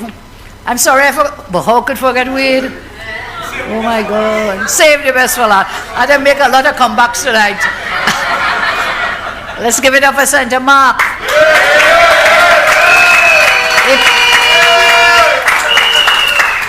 The man dropped bombshells here tonight, well researched, bombshells, busted Mark. I have shared with some of you before, PNM person told us once, he said they are terrified of Wade Mark in the Senate. PNM senator, they are terrified of Wade Mark. Why? They said that man will take a full stop and a comma and talk for 45 minutes. A brilliant, seasoned veteran, Senator Mark. Thank you so much. So today, I want to remind you of something that happened in 2019. In 2019, Faris Alwari, who was then the Attorney General, brought a bill to amend the Municipal Corporations Act. In 2019, this was the first incarnation of that bill, in which they amended Clause 11. I don't want to get too legal with you, but they changed the clause which said that councillors, aldermen, you have 3 years, triennial term, And they changed it to say, have 4 years. Saddam helped me, quadrennial term, 4 years. One word change. And they took that to mean to postpone the entire local government elections for 1 year. 1 year. And again, thanks to our legal team, thanks to Ravi, we fought them all the way up to the Privy Council. And victory was ours. But I want to remind you of what I said in 2019. We are now in 2023. We are now where the government did an illegal thing when they said that we will postpone the elections because of the change to that Section 11 from 3 years to 4 years. I will show you the video in a moment. I would have proposed it today. We were going through the finality of the bill.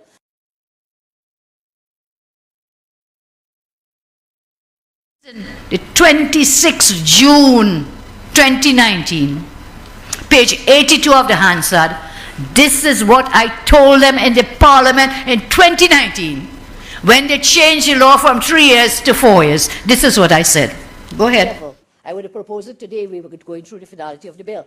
And that amendment would be to amend what is known as the proclamation clause, which is clause 2 of the bill, to make it clear.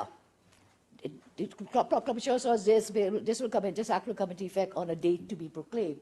And I would like us to insert in there, drafters will help us, except that should not be prior to the expiry date of the present council. So that way, we are very clear in law that it will not extend beyond the 3-year term. So that's something I think is very important. In any event, were you to do it in that way, I mean, it's going to be chaotic. There's no way.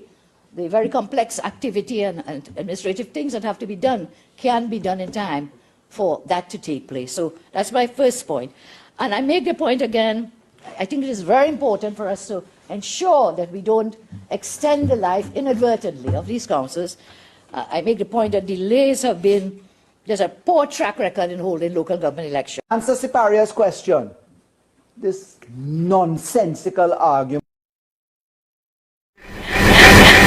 Yes, so what happened there? Same thing, the 3-year into 4-year. So said, so then, I was spot on, exactly. And then, the sound was a bit bad, so let me just emphasize it. I think it is important that in 2019, I warned the government, I warned the country, that you should not use this to extend the life of the sit-in, the incumbent councils and aldermen. I said I would have proposed it today. Were we going through the finality of the bill? And that amendment would be to amend what is known as a proclamation clause, clause 2, to make it clear that the act will come into effect on a date to be proclaimed. And I would like us to insert here, the drafters will help us to insert, except that should not be prior to the expiry date of the present councils, not before. If you're going to proclaim that section for 3 years into 4, it should not be before the expiry date of the present councils. So in that way, we are very clear in law, it will not extend to the incumbents, which is exactly what the Privy Councillors now ruled. I told them that in 2019. I told them further, I think it is very important. In any event, it will become very chaotic because the amount of things they had in the Reform Act, elections were due by December. In November now you're going to talking about all these million things. Listen, don't get fooled by Faris and that crew, you know. They will not, don't get chained up, I told them that today. They will not implement all these grand things from that local government reform. Let me continue. In any event, were you to do it that way, I mean, it is going to be chaotic. And I make the point again. I think it is very important for us to ensure that we do not extend the life inadvertently of these councillors. These councillors. I make the point that delays have been. There's a poor track record in holding local government elections. Listen to Forrest's reply now. This nonsensical argument that we're going to somehow extend the life of people who are serving by 1 year, and the honourable member asks for an amendment to the proclamation clause. As the Prime Minister says often, poppycock, absolute nonsense. Because, Mr. Deputy Speaker, we have to be reminded that the Honourable Prime Minister said an election will be called when it is due. And that's the Honourable Prime Minister's prerogative.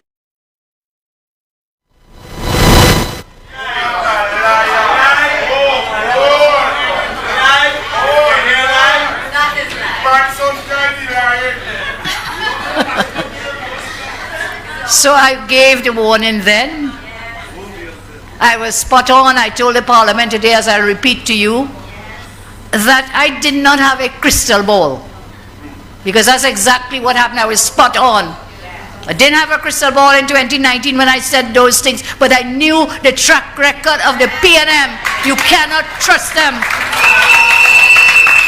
I had no crystal ball. And I am not a seer woman. And I don't have any seer man friend either. But it was clear, given the track record, I warned the country. It is there in black and white in the Hansard and in the videos. This is what happens when you put a man who failed his law exams to be Attorney General. This is a man who appears to have a total inferiority complex about a fella named Brilliant Anand Ramlogan. That man have tabanka. Just tabanka, he taught in real feelings. don't, where we could call him to vote for us too. So I heard Faris speaking about a painting hanging in the office of the AG. You all hear about that? I want Faris to speak about the $3 million in paintings that Rowley purchased with taxpayers' money. Casamore paintings. They deceive the people of our country, boasting they will not extend to the present incumbent local government practitioners. Went ahead exactly to that. So today I told Saddam to ask them, and I did ask Faris as well. What changed? What changed? In 2019, Faris, you tell us this is not going to apply to the incumbent local government practitioners. Fast forward, November 2022, Faris' big press conference.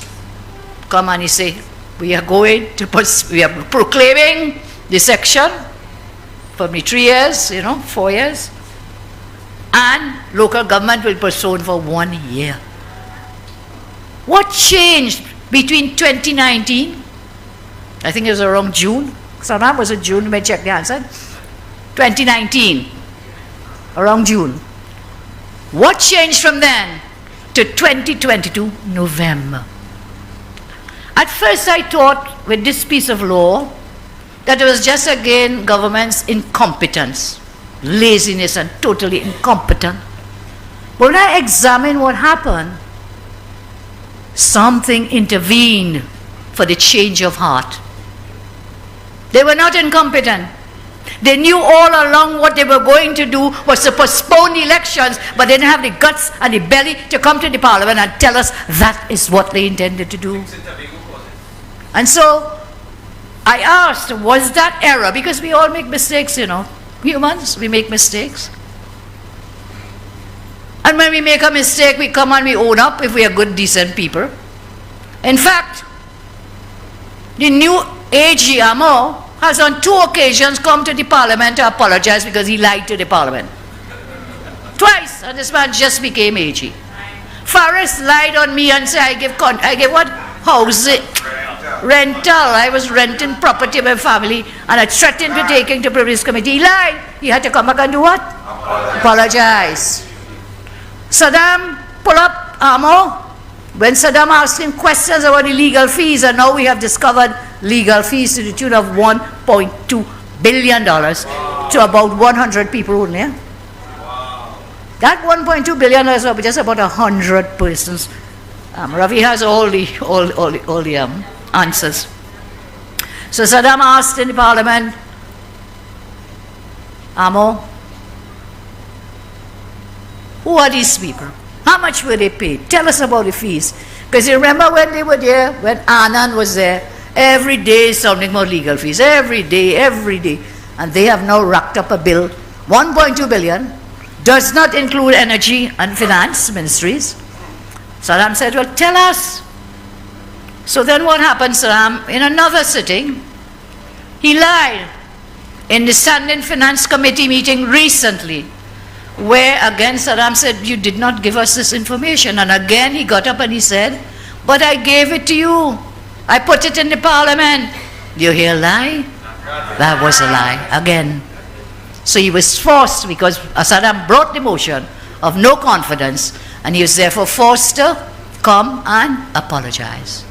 So now you've made this error and this mistake, Prime Minister. I call upon you to apologize to the people of Trinidad and Tobago for this error, for this mistake on the part of your government. I call upon you. I saw he had a sort of panic attack. JJ described it very, very well for us. When he went and he had a meltdown. I think that was a meltdown on Thursday. For all of them, it was a meltdown. Because listen, fellas, we were out in Naparima College, one of the best schools in San Fernando. Civiliana, our crew here. In San Fernando on Wednesday. And in my car, when I left that meeting and I'm going home, phone ringing, pick it up.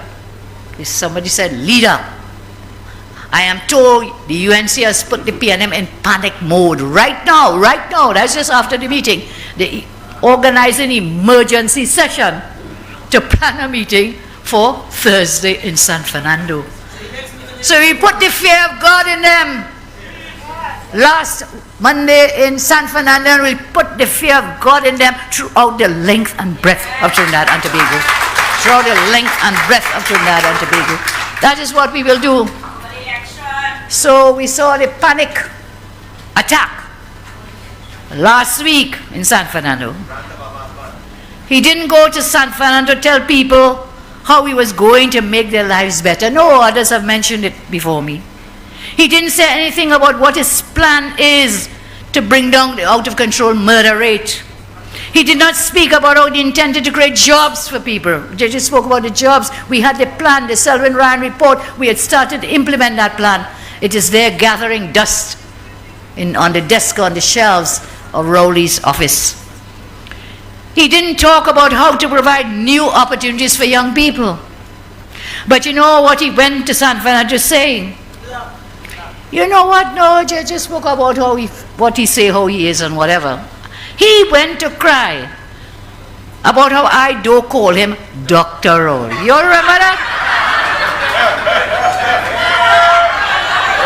I mean, what kind of petty behavior from the leader of our great nation? You call him Dr. Rowley. So tonight I will say Dr. Doom Rowley. He's really Dr. Doom. Dr. Doom. I'm going to do what that laziest man in our country should have done and tell you plans and policies to make our lives better, your lives. So I'll share some plans because we get enough blows here tonight. We got some plans as well from JJ. I'm going to just share some plans and then I'll come back to the meltdown in San Fernando on Thursday. Some on with respect to crime fighting, and we can put them up on the screen, please, if we have it. Stand your ground laws. We propose stand your ground laws to deal with home invasions. We propose home invasion laws as well. We propose increased gun ownership. We propose restructuring of the Ministry of National Security. I have discussed this with you before. One ministry with that sleeping Minister Hines cannot do anything to deal with crime in our country. We talked about diploma, undergraduate and postgraduate degrees in policing for recruits, combined with a police apprenticeship program. We'll develop these diploma, undergraduate and postgraduate degree programs. We'll implement them at the UWI Debe campus. We have the space. We have those buildings empty. What a shame. Just like the Couva Hospital, it took a pandemic to open that hospital, which could have helped our children as the Couva Children's Hospital. Only yesterday there was a judgment in the court of our land against the Minister of Health. Shameless Minister of Health. Shameless, I said. Shameless. The Zika case of the child, where the ministry was found to be totally negligent. Not only negligent, in breach of the constitutional right to life of the child by the manner in which they treated that child. So we are saying we'll develop these programs. We'll have academic programs combined with a part-time police apprenticeship practical program. Some of the new courses will cover law, governance, and the criminal injury system, neighborhood and community safety, safety groups, understanding vulnerability, risk and threats in society, technology in policing, criminology and victimology, practical forensics for policing. Heinz, listen and learn. Listen and learn. These are some of the things that we have to do. So don't just sit down there and throw your hands up and you say, and your job is not to make people feel safe. When if that's not the job, what the hell is your job, Heinz? Tell us. What is your job? Just get out, go. You know, the Prime Minister on Thursday went on the platform and he said, JJ, amongst other things that you have mentioned, he said every day they call in, every one of them call in, fire Faris, fire Faris. And you know, he does a little dance, you know. Yeah. David could probably do the dance better than I can. And he, fire Faris, fire Faris. And the man so bold-faced, brass-faced and hypocritical that he actually fired the man. So we were saying, fire Young, fire Young. He actually fired Young from National Security. Move him out. Moved him out. So I had started to tell you what happened between 2019, somebody remind me, and November 22. What changed? You want me to come back to that point? What changed his mind? So when he piloted Faris in 2019, he was what? The Attorney General of Trinidad and Tobago. Exit Faris as AG and enter Amo as AG. Lie more again, more lie again, we found out recently. Exit Faris and enter Limo.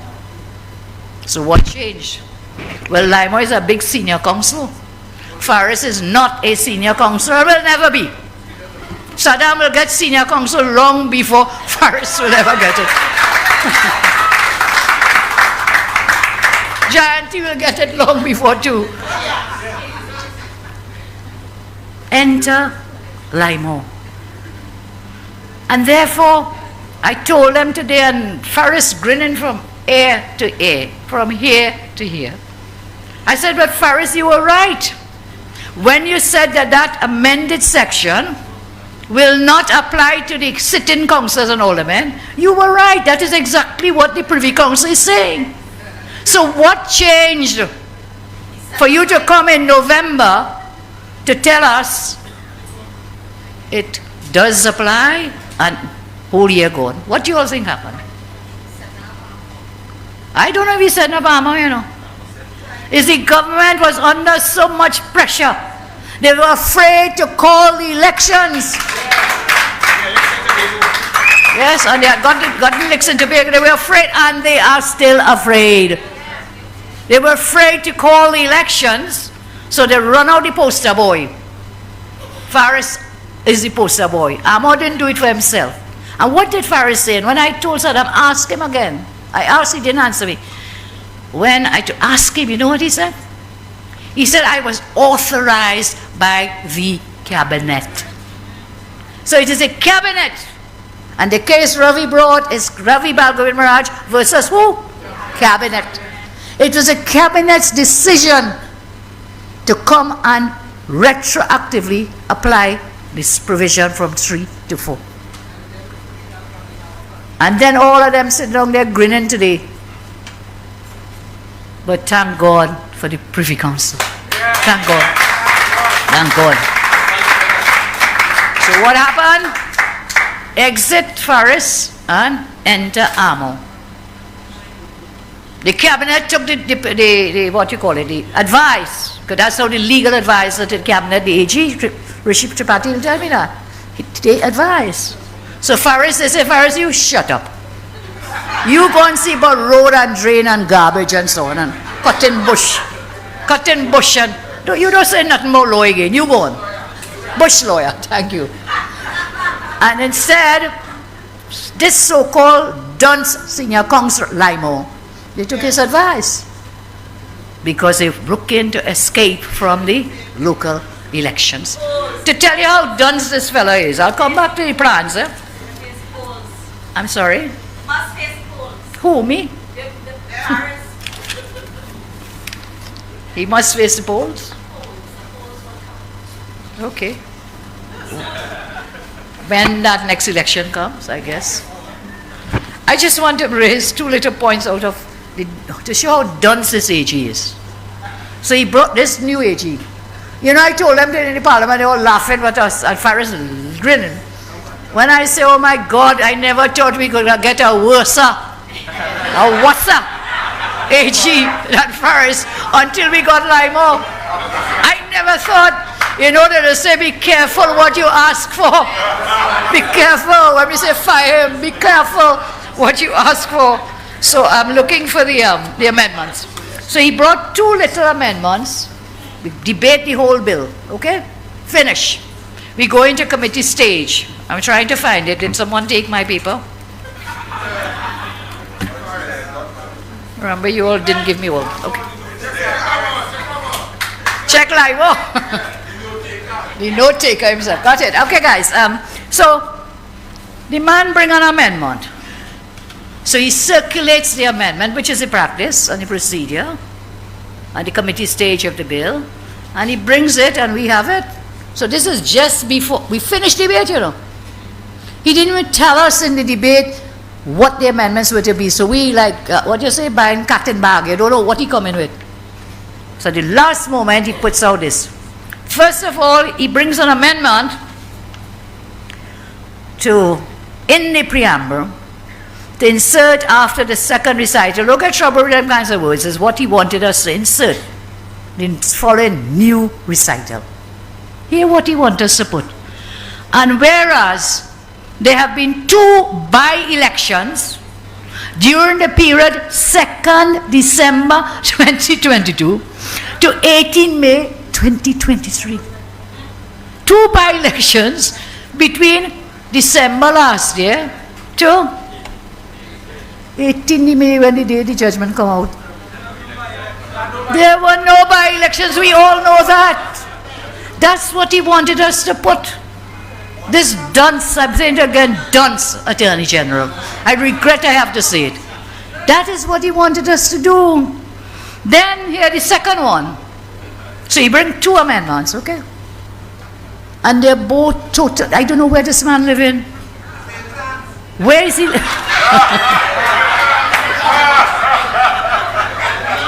Says, well, somebody who born in St. Anne's, careful you not living there too, eh? Be careful. So in clause 2, he says, delete the definition councillor and aldermen and substitute these words. Councillors and aldermen. You know, I think we couldn't stop laughing in that parliament. It was like a comedy of errors. You brought the whole bill, we debate the whole bill, and the last moment you're coming to bring all these things that are factually not correct. Councillors and aldermen means, and we have some of you here, you know what you all mean according to Faris. They mean the person, not Faris, the other one, Limo, means the persons who served in the corporate office of the council. Yes, during the period December 1st, 2019 to May 18, 2023, who served during the period December 1, 2019. When was the election in 2019? Anybody remembers? All you councillors here, you have to know that date. Which date were you elected? This dunce, December 1. I'm not making this up, it actually happened in the parliament earlier today. It actually happened in the parliament. So let me move on and leave Duncy Limo by himself.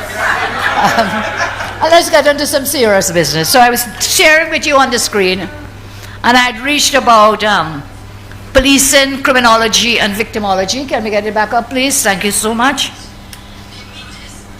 Okay. Practical forensics and for policing. Yeah, it's back up. Academic and professional skills for police research. Methods in policing and security. Investigation of serious and organized crime. Cybercrime and forensic investigation. Accounting. The review of pre-trial detention and bail reform. Individual risk and financial assessments for bail. Have a minimum 5 minimum security detention centers based in South, Central, North, and East, and in Tobago, with work release during the day, detention after work hours. I don't know when you see these American movies, you say they're working on the road, and there's a song, in fact, where persons in detention during the day, they get work release, so they can actually work to help do whatever. See, you seen it? Yes? We have our prisoners locked up in these cells. They can't breathe, they can't eat, they can't sleep. You will have prisoners who are not high risk that they can be put to work. So these work sentence we are suggesting for non-violent offenders who are remanded pre-trial and they cannot raise the money to get bail. And that's another serious issue for another day about how it is that our youth, and our urban youth in particular, because they don't have the money to raise bail, end up for non-violent offenses, so many other things in jail, and come out worse. We will also allow persons on a case-by-case basis to access work releases during their existing job hours and return to the facility. And that's where we wanted the bracelets, you remember that? We passed that law since we were there for the GPS bracelets, so these non-violent persons can go out and work. They can work their regular jobs and or make work that you may provide so that they can work and contribute to their own lives and to the country. What has happened to the GPS bracelets? Anybody knows? Nothing has happened. Yeah, they probably can't find a way to thief, to get the contracts to buy them. What has happened with the GPS? We will also get law to prevent incarceration of non-violent drug offenders and instead rehabilitation, treatment. I mentioned the bracelets, the ankle bracelets, and house arrest. State support for children of prisoners. A fund for children who have lost one or more or both parents to crime. You know, that's a serious issue, you know. That is a serious issue. What happens to children when their parents, may one or both, are incarcerated, in jail? It's a serious problem because then it's the Prime Minister on Thursday talked about the revolving door syndrome. I wonder if he even knows what that means. I wonder what data or statistics that he has to tell us about revolving door syndrome, and then wants to blame us for their failure to deal with crime. Blame the UNC because we're not supporting the legislation. Well, I can show you on the Hansard. We have consistently supported good crime fighting legislation in the parliament. But if the law is bad, I am not supporting any bad law. We will not support bad law. We will not. So we have consistently supported, sometimes about 14 pieces of crime fighting legislation that we have put on there. I have some pro-business plans. I'll share with you in a bit, depending on how my time is running. I've shared with you about the crime because I think that now is the number one issue facing everyone. Of course, the high cost of living, and that's where the business plans come in, because of the high cost of living, that we have to really grow revenue streams in our country. So let me move on again to Rowley's tired and outdated campaign tactics. This is very important. I'm sharing some plans and policies to improve lives, all lives. What are they doing? With the historic loss of the Privy Council fresh in their minds, Rowley and his wounded bunch are fuming and plotting. They don't give up plotting, eh? Remember that, you know. They don't ever give up. They're desperately scampering to salvage a morsel of pride. But in so doing, they're embarrassing themselves more. This government has symbols of national ineptitude. Homer Simpson makes better decisions than all of them together. All of them. Homer Simpson, imagine that. Well, yes, that's the next way we're going. They might as well put Homer Simpson and Peter Griffin on their slate. They will bring some credibility to PNM. Homer Simpson and Peter Griffin. So for them, nothing is working. They are failing. The country is falling apart, as others have shared with us. And in the meantime, frantic road paving. We ain't Shigonas? I think right now some paving going on Gaston Street. Hey, put that out of your thoughts, Mr. Rowley, Prime Minister Rowley, Dr. Rowley, or whatever. You will not win the Shigonas borough. You will not win it. You cannot suffer people for 8 years going on 9. You cannot suffer and then you come a few days before election to do what?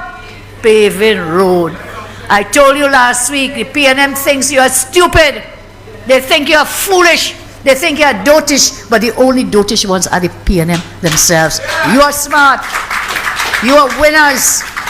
When I put up the map last week and I showed you the map for the local government last election, the UNC were winners. We won more votes than the PNM in Trinidad. So don't let them fool you. You are winners. We are winners. And we will be winners again in the next local election or general election. So they're falling apart. Country is falling apart. Road paving, I say. Ribbon cutting, I see they're cutting ribbon. The Minister of No Works, Rohan. Some ribbon cutting, was it 2 days ago? Go in Valencia. That's not going to help anyone. Nothing will mask all the baked on grime of the failed PNM brand. Their brand is in shreds today. And it's not because of the reasons Rowley is giving. It is because he doesn't care.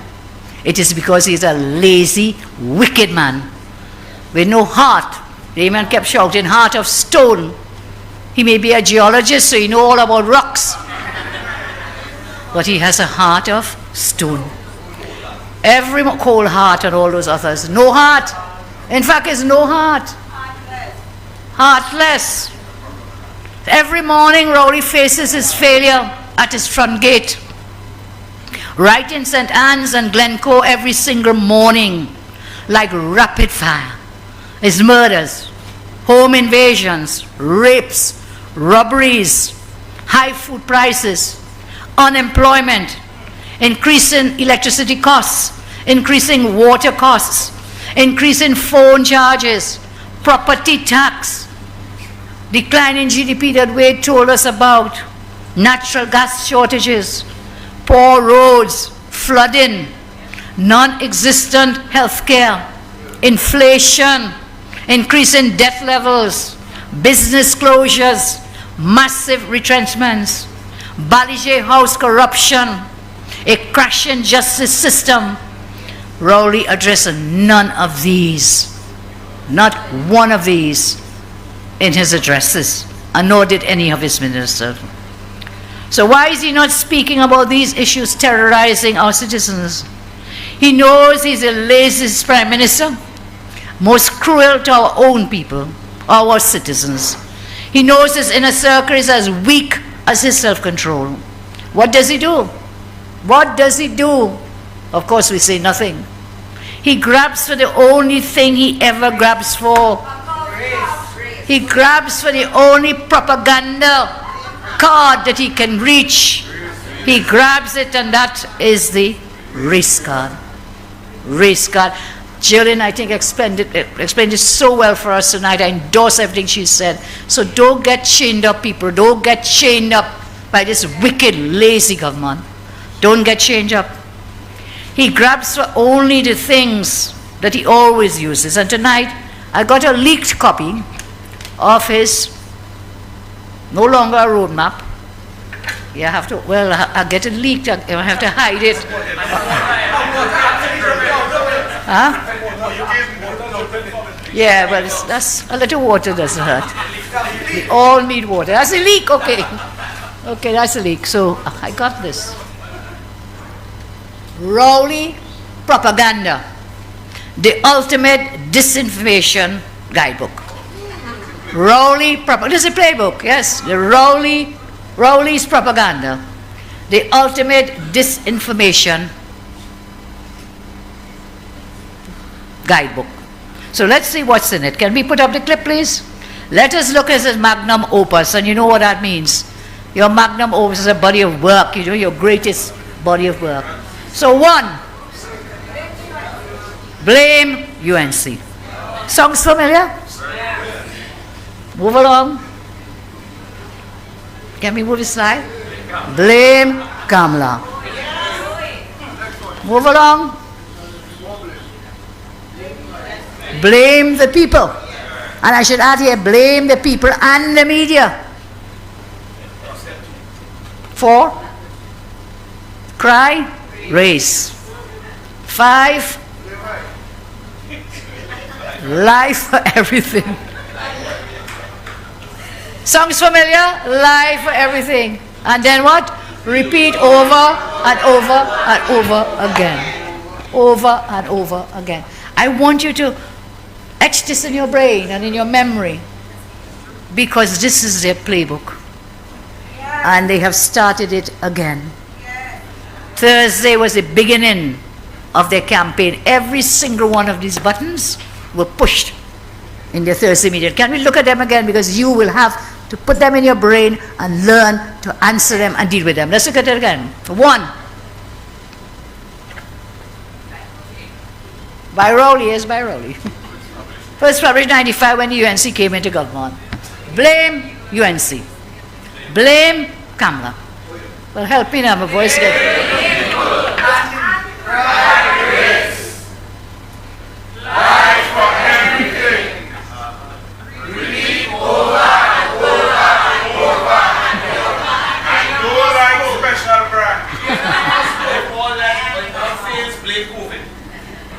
Yeah.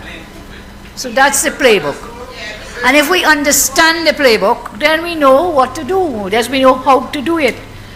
Every single Trinbagonian knows this about Rowley's laziness, selfishness, and heartlessness and lying. Rowley and the PNM's entire LG campaign will be on 3 things. At least 3. Really identify, they might shift gears a little bit when they see we have caught them and found out what they're up to. So race, corruption, including Section 34, and let me remind you, not one man, woman, or child escaped under Section 34. Not one. Not one. Not one. Oh, and all of them sit in the parliament and vote for it, by the way. Every manjack from the PNM voted for it and then moved themselves from it. So they have already started with the tired and outdated race card again. But you know, citizens are tired, huh? They're tired. Jill told us that. They're fed up of this tired, outdated race baiting. We want to know about the real issues, Mr. Rowley. Rowley and the PNM must say, how are they dealing with real issues terrorizing citizens? They don't want to hear about race. Tell the country about your record as Prime Minister. Why don't you tell us that? Thursday, when you stood on that platform, there was not one thing this man could tell us that he had done. Not one thing he had created. Not one thing to help people. Nothing. Nothing. Except again, blame the UNC. Blame Kamala, blame the people, lie, lie, lie, lie, lie. and repeat again. Lie and lie and lie, repeat. So let's look at his record, because he wouldn't tell us what he has done. I don't know if we have a slide for this. Here is his record. He won't tell us about these, but we must, what Camille told us the other day, listen and learn. Record murders under Rowley's watch. High number of home invasions. High number of rapes and missing persons. High number of robberies. High food prices. Record unemployment. Increased water rates and no water in your taps. Increased electricity rates, over the last several weeks to months, every 1 to 2 hours electricity cut off in my home. I don't know if that's happening to you. There was a day when it used to cut off all the time. We went into the light under the UNC government 2010 to 2015. We are back to the dark days of the PNM. So increased electricity rates, but yet service is worse. Increased phone and internet rates, property tax, decline in oil production, natural gas shortages, decline in GDP by over 20% since 2015. Bad roads, my God, coming here. I think we break the axle in the car, boy. Yes, ask the drivers who were with me. Didn't just, and more than one parts, I don't know how people live with this every day. I am in one way a little fortunate, because when I leave my home to go to work, I use the highway. So I don't have to come into all the byways and sideways. But God, come in here. And many other areas. It is really, really, really terrible. Large-scale, frequent flooding, rainy season has started. Non-existent health care. No medicines. Multi-year wait for scans and surgeries. This is Trinidad and Tobago under the Rowley regime. Highest debt levels in history. Numerous business closures and bankruptcies. Massive retrenchment of over 100,000 jobs lost since they came into office. I repeat again, Balaji House construction corruption. And as we talk about that Balaji, I didn't plan to talk about this Piarco thing, But they're killing Piarco. They're saying to us, look, whatever. Well, there was a massive report of massive corruption in the Sunday newspapers this weekend. And that report has totally vindicated Deputy Leader Jalen John.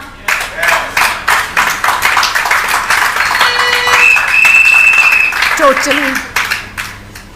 When they spoke, they talked about the painting, which I already discussed with you. And they say, Rowley saying we collect money. It was a big secret. That is stale news. It was no secret. It was published at the time. And they're saying we try to throw away the case. Hey, we didn't throw away case like Malcolm Jones' case where he won $2 billion, We did not, Ken Julian, Etek Bamboo, all those cases. Ashton Ford has collected money, all those cases. So give me a minute and I will speak, please. We all seem to know them, so that's good. Must never ever forget them and bolt them to the chest of Keith Christopher Rowley. Must never forget them. We pursued that Piarco case under my watch when we went into government. We recovered $18 million. That's something like a case that we throw away. And we never hid it because it was published in the newspapers all the time. So again, the lies, repeat the lie. And he got this whole campaign. Those are the lies. Lies. And you have the Brill man there for it, lie more. If anybody jeopardized that case, it was Mr. Lymore himself when he was disqualified for lying on affidavit in the Miami court.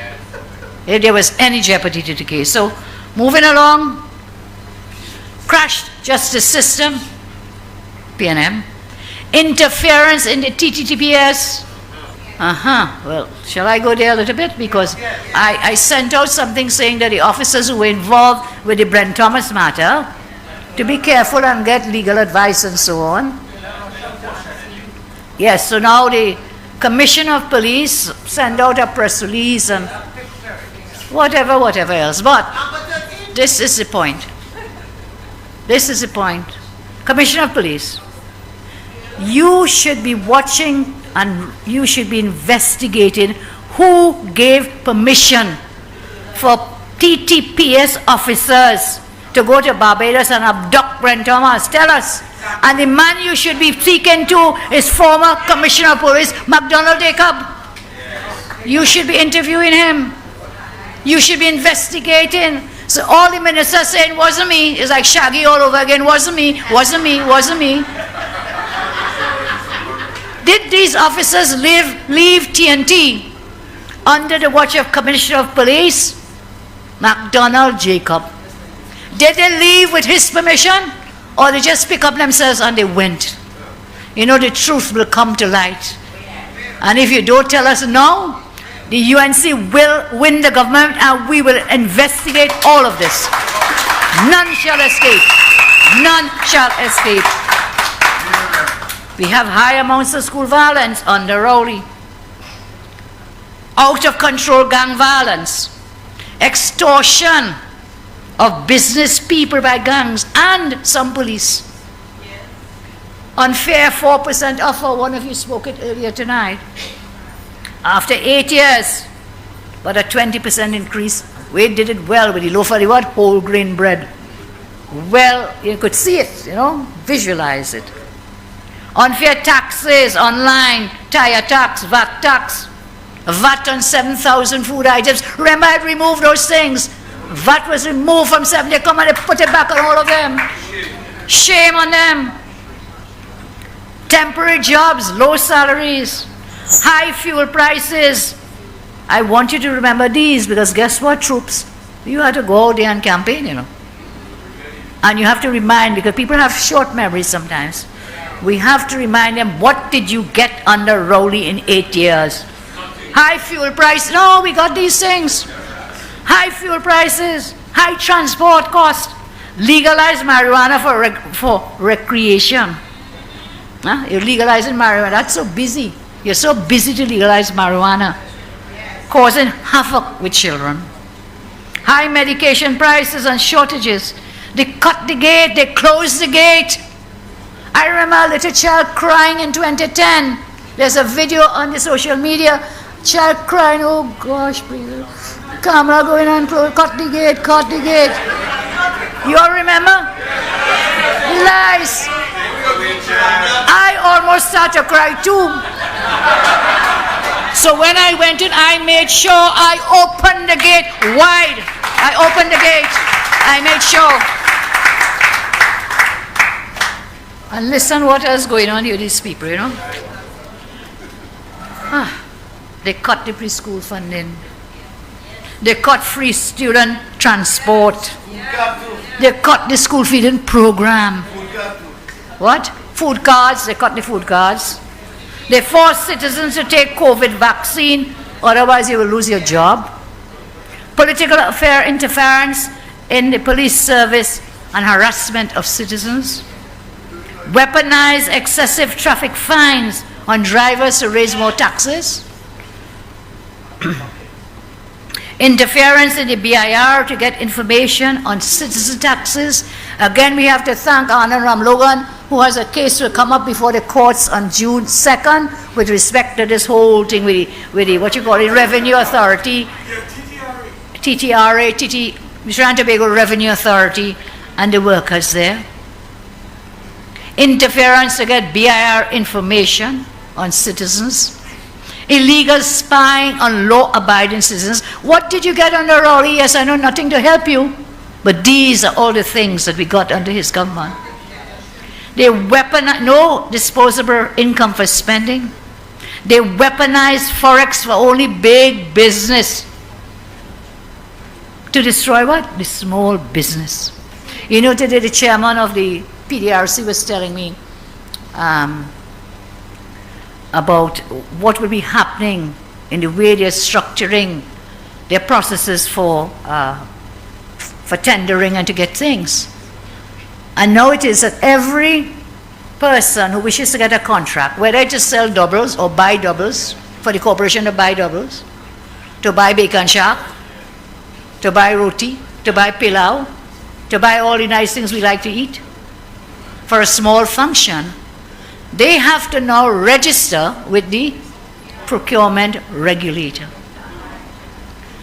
The chairman, Dr. Sami, was telling me this could move to wipe out in all the corporations, because all of you do small functions and you use the little lady from down the road who was making the best coconut bake, the best kalaloo, the best Korean root, whatever, small business people, villagers in the local communities who could now get wiped out. But they had to go and register up the road with procurement regulator 1, and then they make a 5 cents and they had to go and pay tax on the 5 cents because input come in for every cent you have. So,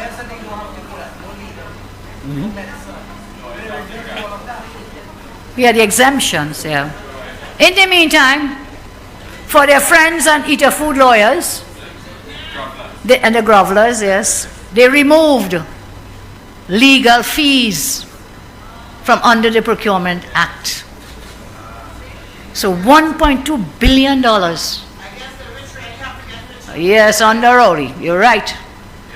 That is their only focus. So $1.2 billion to 109 people. Yes, all of them, their friends and family, eating at the trough. So they removed government to government things from the procurement. They removed medical something.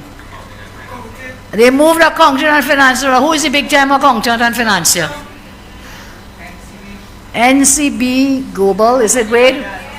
NCB Global Finance. Audited. Auditing as well. So the small man selling the little bacon shop. Hey, how we could forget corn soup? All these small things in our communities, these small businesses are at risk of being wiped out. So if you think there's already so much suffering, it will only get worse. They killed 4,500 citizens and they caused hundreds of businesses to close due to COVID. Mismanagement. Over 250 recusals on ministers for deals, man. Family members. That is a real revolving door in the cabinet. You want our revolving door?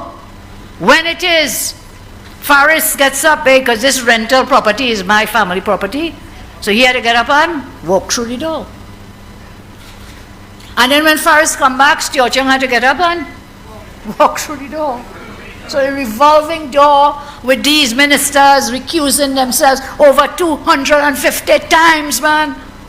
You all have no shame, and Rowley stands up on Thursday to defend, nothing wrong with that, defending all these rentals when they come in to tax you with property tax for something called an annual rateable value.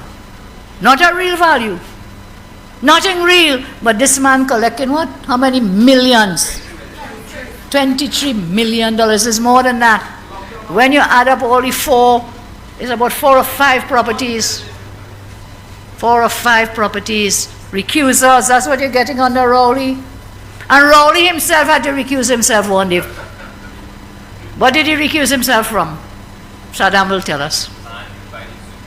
Land by the zoo. I don't know what that is about.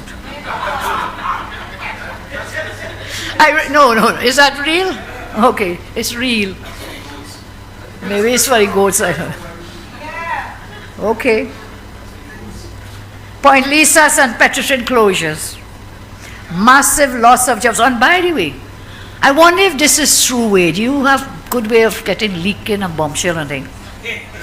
Is it true that the son-in-law of the Prime Minister, who I think is a lawyer, is it true that when Noel Garcia was at, where it was he was before? HDC? HDC. And the son-in-law was hired at HDC. And then when Garcia moved on to Heritage, he took the son-in-law with him. Newman George, thank you very much. Oh God, you see, you all know the story, man. You all are tongue, always tongue people.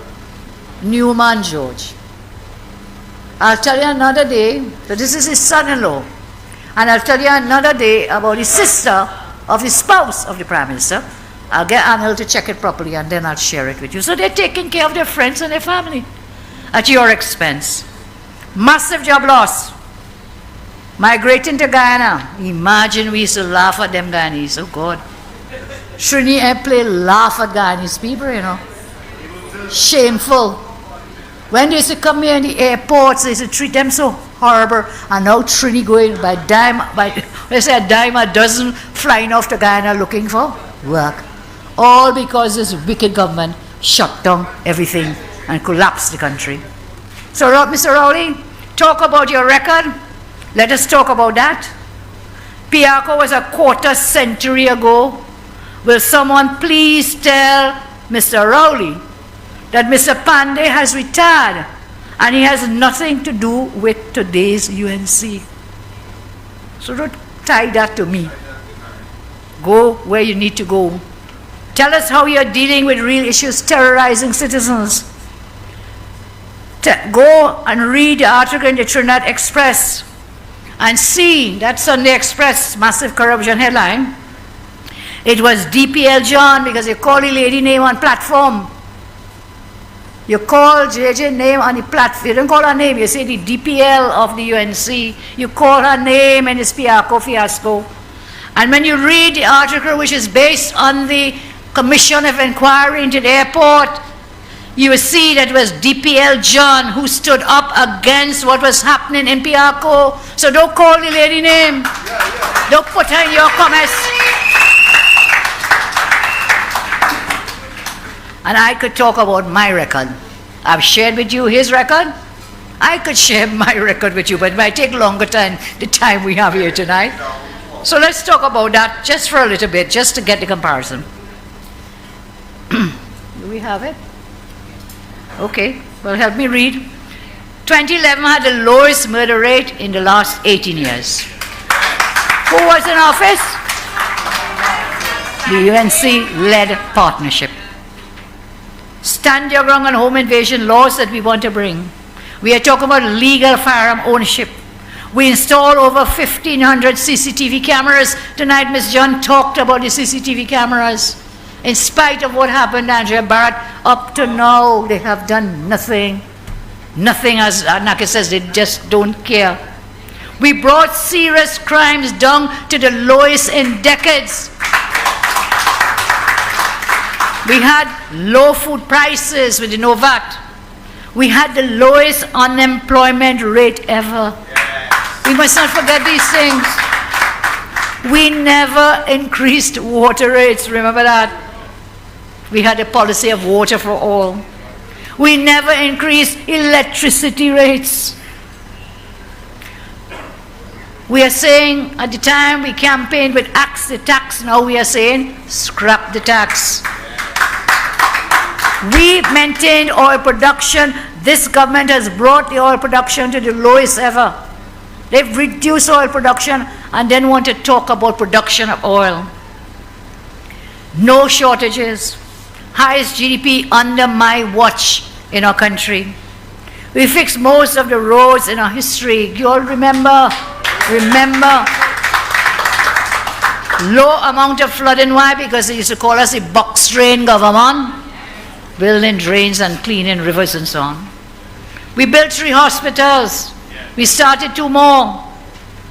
Refurbished numerous health centers. Our goods and services were cheaper, low debt levels. And look, I can continue with this for the rest of the month. The point is, under the UNC-led partnership, biggest back pay. We set it 143 wage negotiations, man.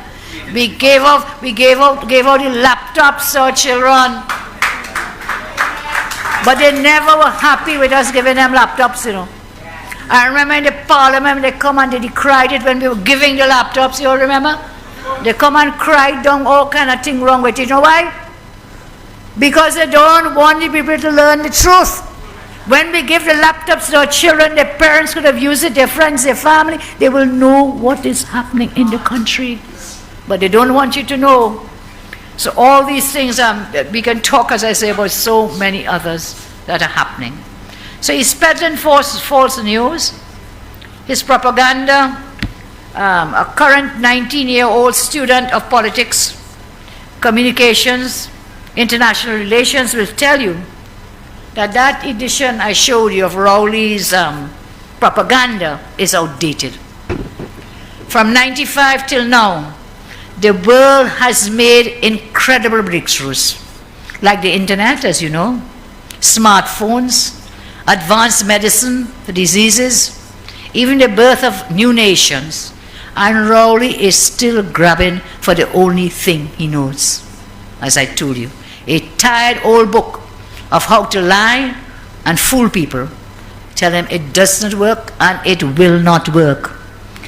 Now we know from here on, we must dismiss everything he tells us, anything he publishes, anything he says, anywhere, anytime. We must dismiss him. He lies just like his fake emails, never forget that. Just like he's not closing down Petrotrin, remember? In case you were closing your fridge, the government is not closing down Petrotrin. Lie again a few weeks later, all, except the son-in-law. Still has his job. So his lies, fake emails.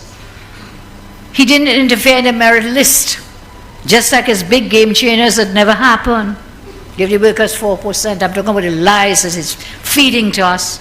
And some people don't get chained up and repeat their narratives. Don't. There is no need to do that. You have enough wins to be proud of. All the things that we have done. And you know why? We will always now dismiss him. Here's why. If we just Google how to fight fake news, we will get 439 million hits. How to fight fake news. 430 million hits. That's close to 500 million. With this easy to find information, a baby could figure out what Rowley is peddling is fake news. That will never fool Trinis. Never. They think you are dotish. They think you are stupid. But the UNC knows that you are smart. Now he's been found out. Don't be surprised, as I say, he may revise the playbook. And when he does revise his book, I hope he will now include, as I told you, Malcolm Jones's $1.3 billion Petrotrin GTL loss, written off by whom? The PNM when they came into office. Called a Hart came back to face the Commission of Inquiry. $725 million case against him, thrown out. AV drilling, Senator Mark mentioned. The Manzanilla Highway, $400 million for 5 miles. Curep interchange. How much was paid for Rohan Sinanan's Kedona? How much was paid for it? The St. Augustine nurseries, they demolished it to build houses. One Alexander Place, $23 million in rent per year to Faris and family for a building I think that is still not in use. And they'll check it out for me, but I think it's still not in use. The Diego Martin Sports Complex, how much did you pay? That's the Prime Minister's secret. Delcy Rodriguez, you remember that lady? Yes. Remember that secret visit? Wanted by the US, yes. Sanctions against her, sanctions against the plane. Landed here with international narco traffickers in tow. Private meeting, Rowley, and what Rowley say? He didn't know who was coming to the meeting. You hear lie? More lies. That is lie. Brian Lara Stadium. Some minister wife get a contract for that. And we'll check it out. Email Gate, we mentioned. $3 million paintings, Ines Gateway. Mark prosecuted that well tonight. The townhouses. Don't forget Champa Roman bill. You paid that bill, you taxpayers. What about the WPC? And the $143,000 deposit in a bank with no source of funds. The big one. Credit card lady. This case is still not closed. Ferry purchase, hostel and Incat, no procurement. Prime Minister's 70 million Tobago Palace that you spoke about. President's house renovation, 115 million. I am told the company with the contract is that none other than the Minister of Health's wife. You could check that out too. Don't forget the Soka and the seas, how much we lost on that. The works building a bridge using state resources to connect the road to a minister's land and box trains. These fellas shameless, you know. Shameless. They think we have small memories. We will not let them forget. We will remind them at every step of the way. And then we come to Stuart Young's brother. Finance deals with the state, NCB Global Finance. Went from a small little company to a main lender to the state. $500 million to renovate the Red House. $500 million. And up to now that roof can't fix. We don't have the chamber. I don't know, this is air conditioning. How could it take so long if it's air conditioning cause this thing? And you know what I was told? That the part of the roof that collapsed was above my head and Rodney Charles. So we have to thank God for very big mercies to us. Trump phone call, you remember that? 16 million. Taruba Stadium, 130 million. But over 102 billion spent with. 50 ambulances, 600 million for a private contract. Buko Estate, 174 million. Whatever became of that Buko Estate? Whatever became of no man's land that was to go for sandals? How much money did you lose as taxpayers? The purchase of Massey, 255 million by TSTT. You all remember that? Boy, when you start to add up this, I think this is more billions than the whole budget of the Republic of Trinidad and Tobago. The toilet paper factory loan, 50 million. Trade union hush money, 15 million. Maruga Road project, Michelle, I just saw you. Maruga Road project, 178 million. P&M friends. San Fernando waterfront project, millions. But the only thing, Janty, is there now is a road. With stray dogs running up and down, of course. Golf course upgrade, 3 million. Somebody tell me, you know, Manin used to say he have the election date in his back pocket. So somebody texted me today because everybody expected the man to name the date today, but we knew he was never going to do that. So somebody texted me and said, Rory has the election date in his golf bag. So hopefully he might go to play golf again soon and he will find that election date. You have the Bridgman scandal. There's so many other scandals. What I intend to do is to print all of these in a very easy form. We will share it for all of you. So when you're going out to campaign, you will have your little booklet. So we will all be singing the same hymn from the same hymn book, from the same page, and from the same line. And that is where we will stay coherent and united, because our message has to be one and the same as we go forward. Whether elections are called, not called, which one called, whatever happens, I want to say we have to stand united. We have to stand together. And I am very heartened, very, very, very heartened, very encouraged, very inspired to see the strength that the UNC Army is showing. And I want to thank you all for that. I want to thank you so much. We will start screening on Thursday.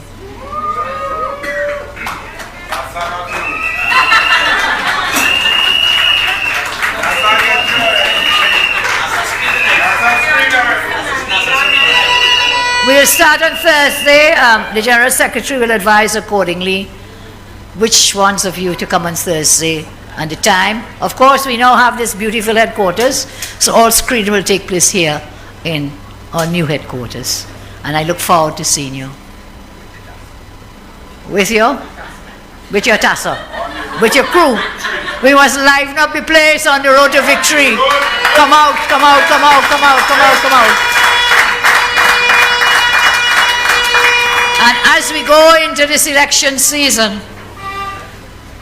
elections by the bill we passed today, which will go to the Senate on Wednesday, by that bill, the elections have to be called on or before the 18th of August.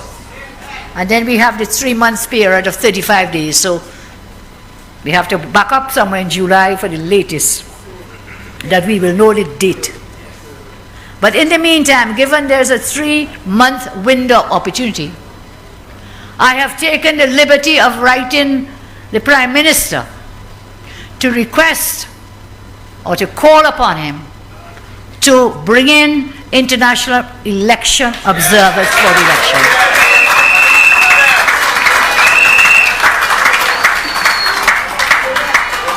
We don't trust you. We have seen all the irregularities over the years. We do not trust you. When we asked for these observers in the general election, he said, but he had to pay money and don't pay money. But yet he was an international observer when he went to Guyana. He was part of CARICOM team. He went to Guyana, following upon the elections. So I'm sure he will understand the importance of international election observers. So this fella don't like me to write letter, but it is my duty on behalf of the people of Trinidad and Tobago, in the public interest, that we get international observers for this local government election. So we have a lot of work to do. He must call it, as I told them the first day they interviewed me, I say he could run, but he can't hide. We'll catch up with him. He could run as far and as long, but we'll catch up with him. He will have to name that date. And he will be called upon to show how his government has performed. And we will let you know just how you feel about their poor performance and lack of care that our members spoke about tonight. They don't care. You will have the opportunity to say loud and clear, we deserve better. And we deserve a team with a vision and a plan to make our lives better. As your leader, I promise you tonight, the UNC has the vision and the mission and the plan. We are energized. We have a powerful team. And we are, as I told you, on the road to victory. I call upon the Prime Minister tonight. Apologize to the country for the chaos you created in the local government election. And I call upon you to name the date, as Khadija said it. If you name man, call the date. Why are you hiding? Name the date. And I call upon you all, as I told you before. Don't tote, just vote. Don't tote. Are you ready, UNC? Are you ready? On the road to victory. God bless you, and I thank you very much. Thank you.